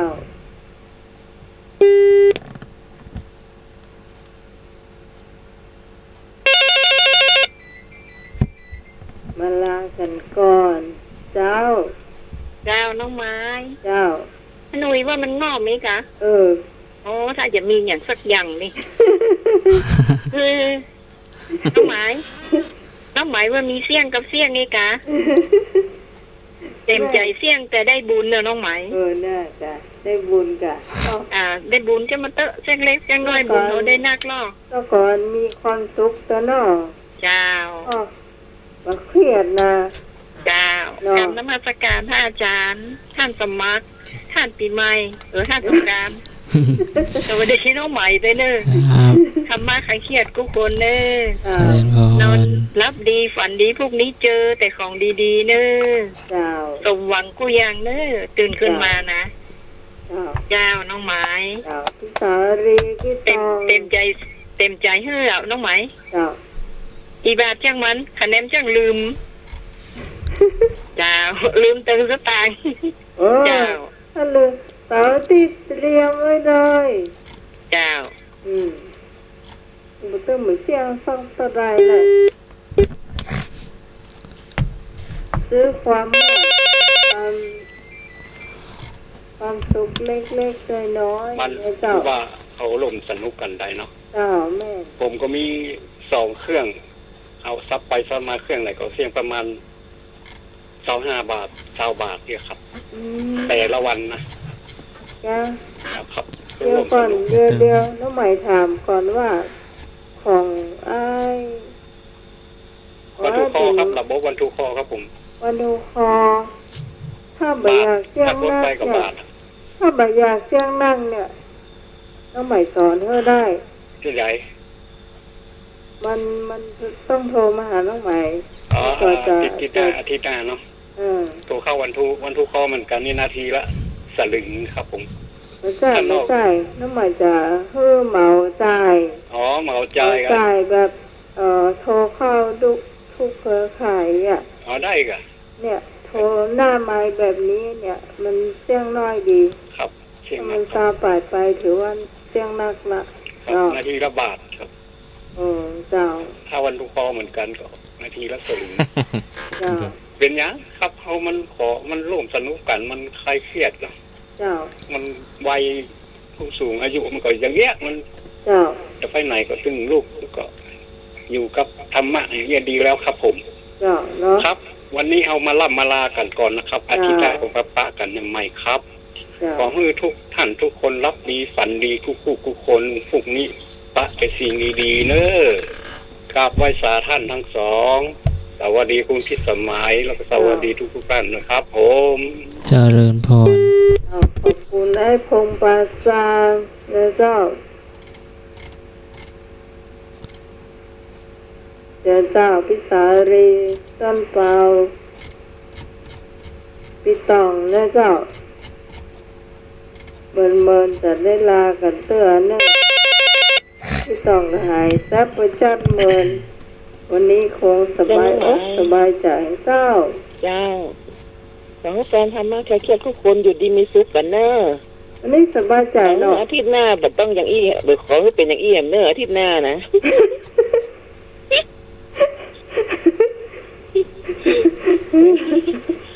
จะได้ม่วนๆกันแหม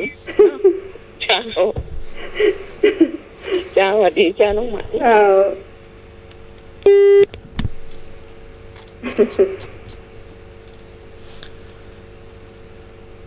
มาเลยพี่ตอง คำอวยพรอะไรดี เจ้า เจ้า พิจาร ก่อน ณา อื่นก็กราบนมัสการท่านอาจารย์ ท่านสมัครแล้วก็ท่านสงกรานต์ตัวเจ้าแล้วก็สวัสดีน้องใหม่ตัววันนี้นี่สนุกสนานที่สุดเลยอู้ แล้ว ปลอด ข้อ โป อะ ร่ ไรง เกี่ยวกับ มี ที่ อะ ต้ ไร อง อย่างมาก ที่ต้อง อีกกะ ถามหน่อยข้ออะไรอย่างคือเป็นอย่างนั้น ไม่ใช่ว่าเป็นอย่างนั้นอ่ะ วันนี้ข้ออย่างคือเป็นอย่างนั้น มันมีเสียงกูเตือ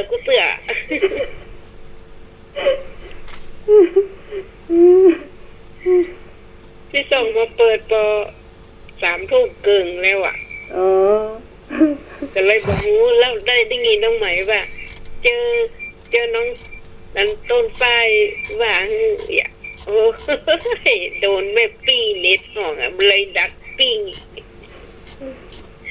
เขาเรียกว่าไปแล้วเรียกว่า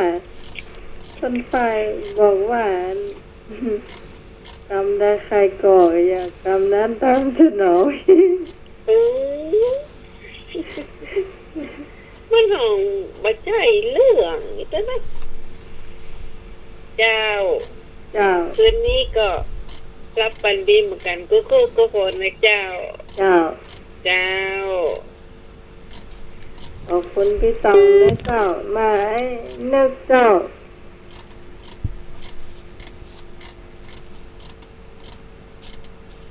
ไอ้นึกมาเลย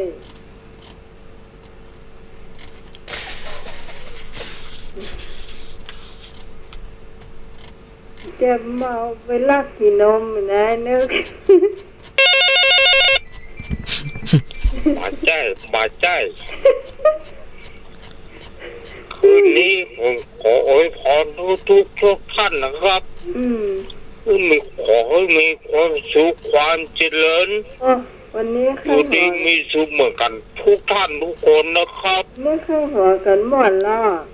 ครับวันนี้ม่วนใจดีครับเปิดพัดหลงดี ลงลึง สวัสดีครับ เจ้าขอบคุณเจ้าคนละก้าเนาะได้บุญให้รับละก้าเนาะเงียบก็จะมีท่านสงกรานต์กับท่านสมัครเจ้า ค่ำคืนนี้ผิดพลาดประการใดก็กราบขอสมาอภัยพระเทรานุเทระด้วยความเคารพอย่างสูง หันโตเสโถมนุษย์เสสุในหมู่มนุษย์ผู้ฝึกตนแล้วเป็นผู้ประเสริฐที่สุดค่ำคืนนี้ไหว้พระสวดมนต์แผ่เมตตาหลับเป็นสุขตื่นเป็นสุขขอเจริญพร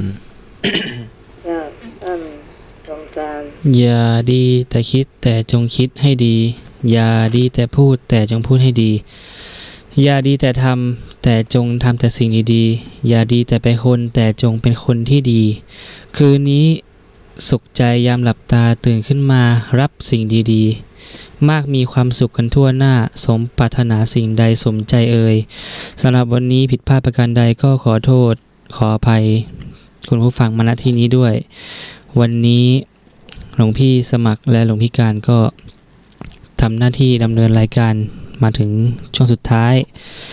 ก็ขอให้ผู้ฟังทุกท่านและสมาชิกธรรมะคลายเครียดวันนี้ที่มาผ่อนคลายมาแจกรอยยิ้มให้กันเล็กๆน้อยๆพบกันใหม่อาทิตย์หน้าเนอะอาทิตย์หน้านี่ก็จันทร์ถึงศุกร์ก็สู้ๆทำงานเนาะแล้วเดี๋ยวมาเจอกันใหม่อาทิตย์หน้าสำหรับวันนี้ก็ราตรีสวัสดิ์เจริญพรทุกท่านสาธุ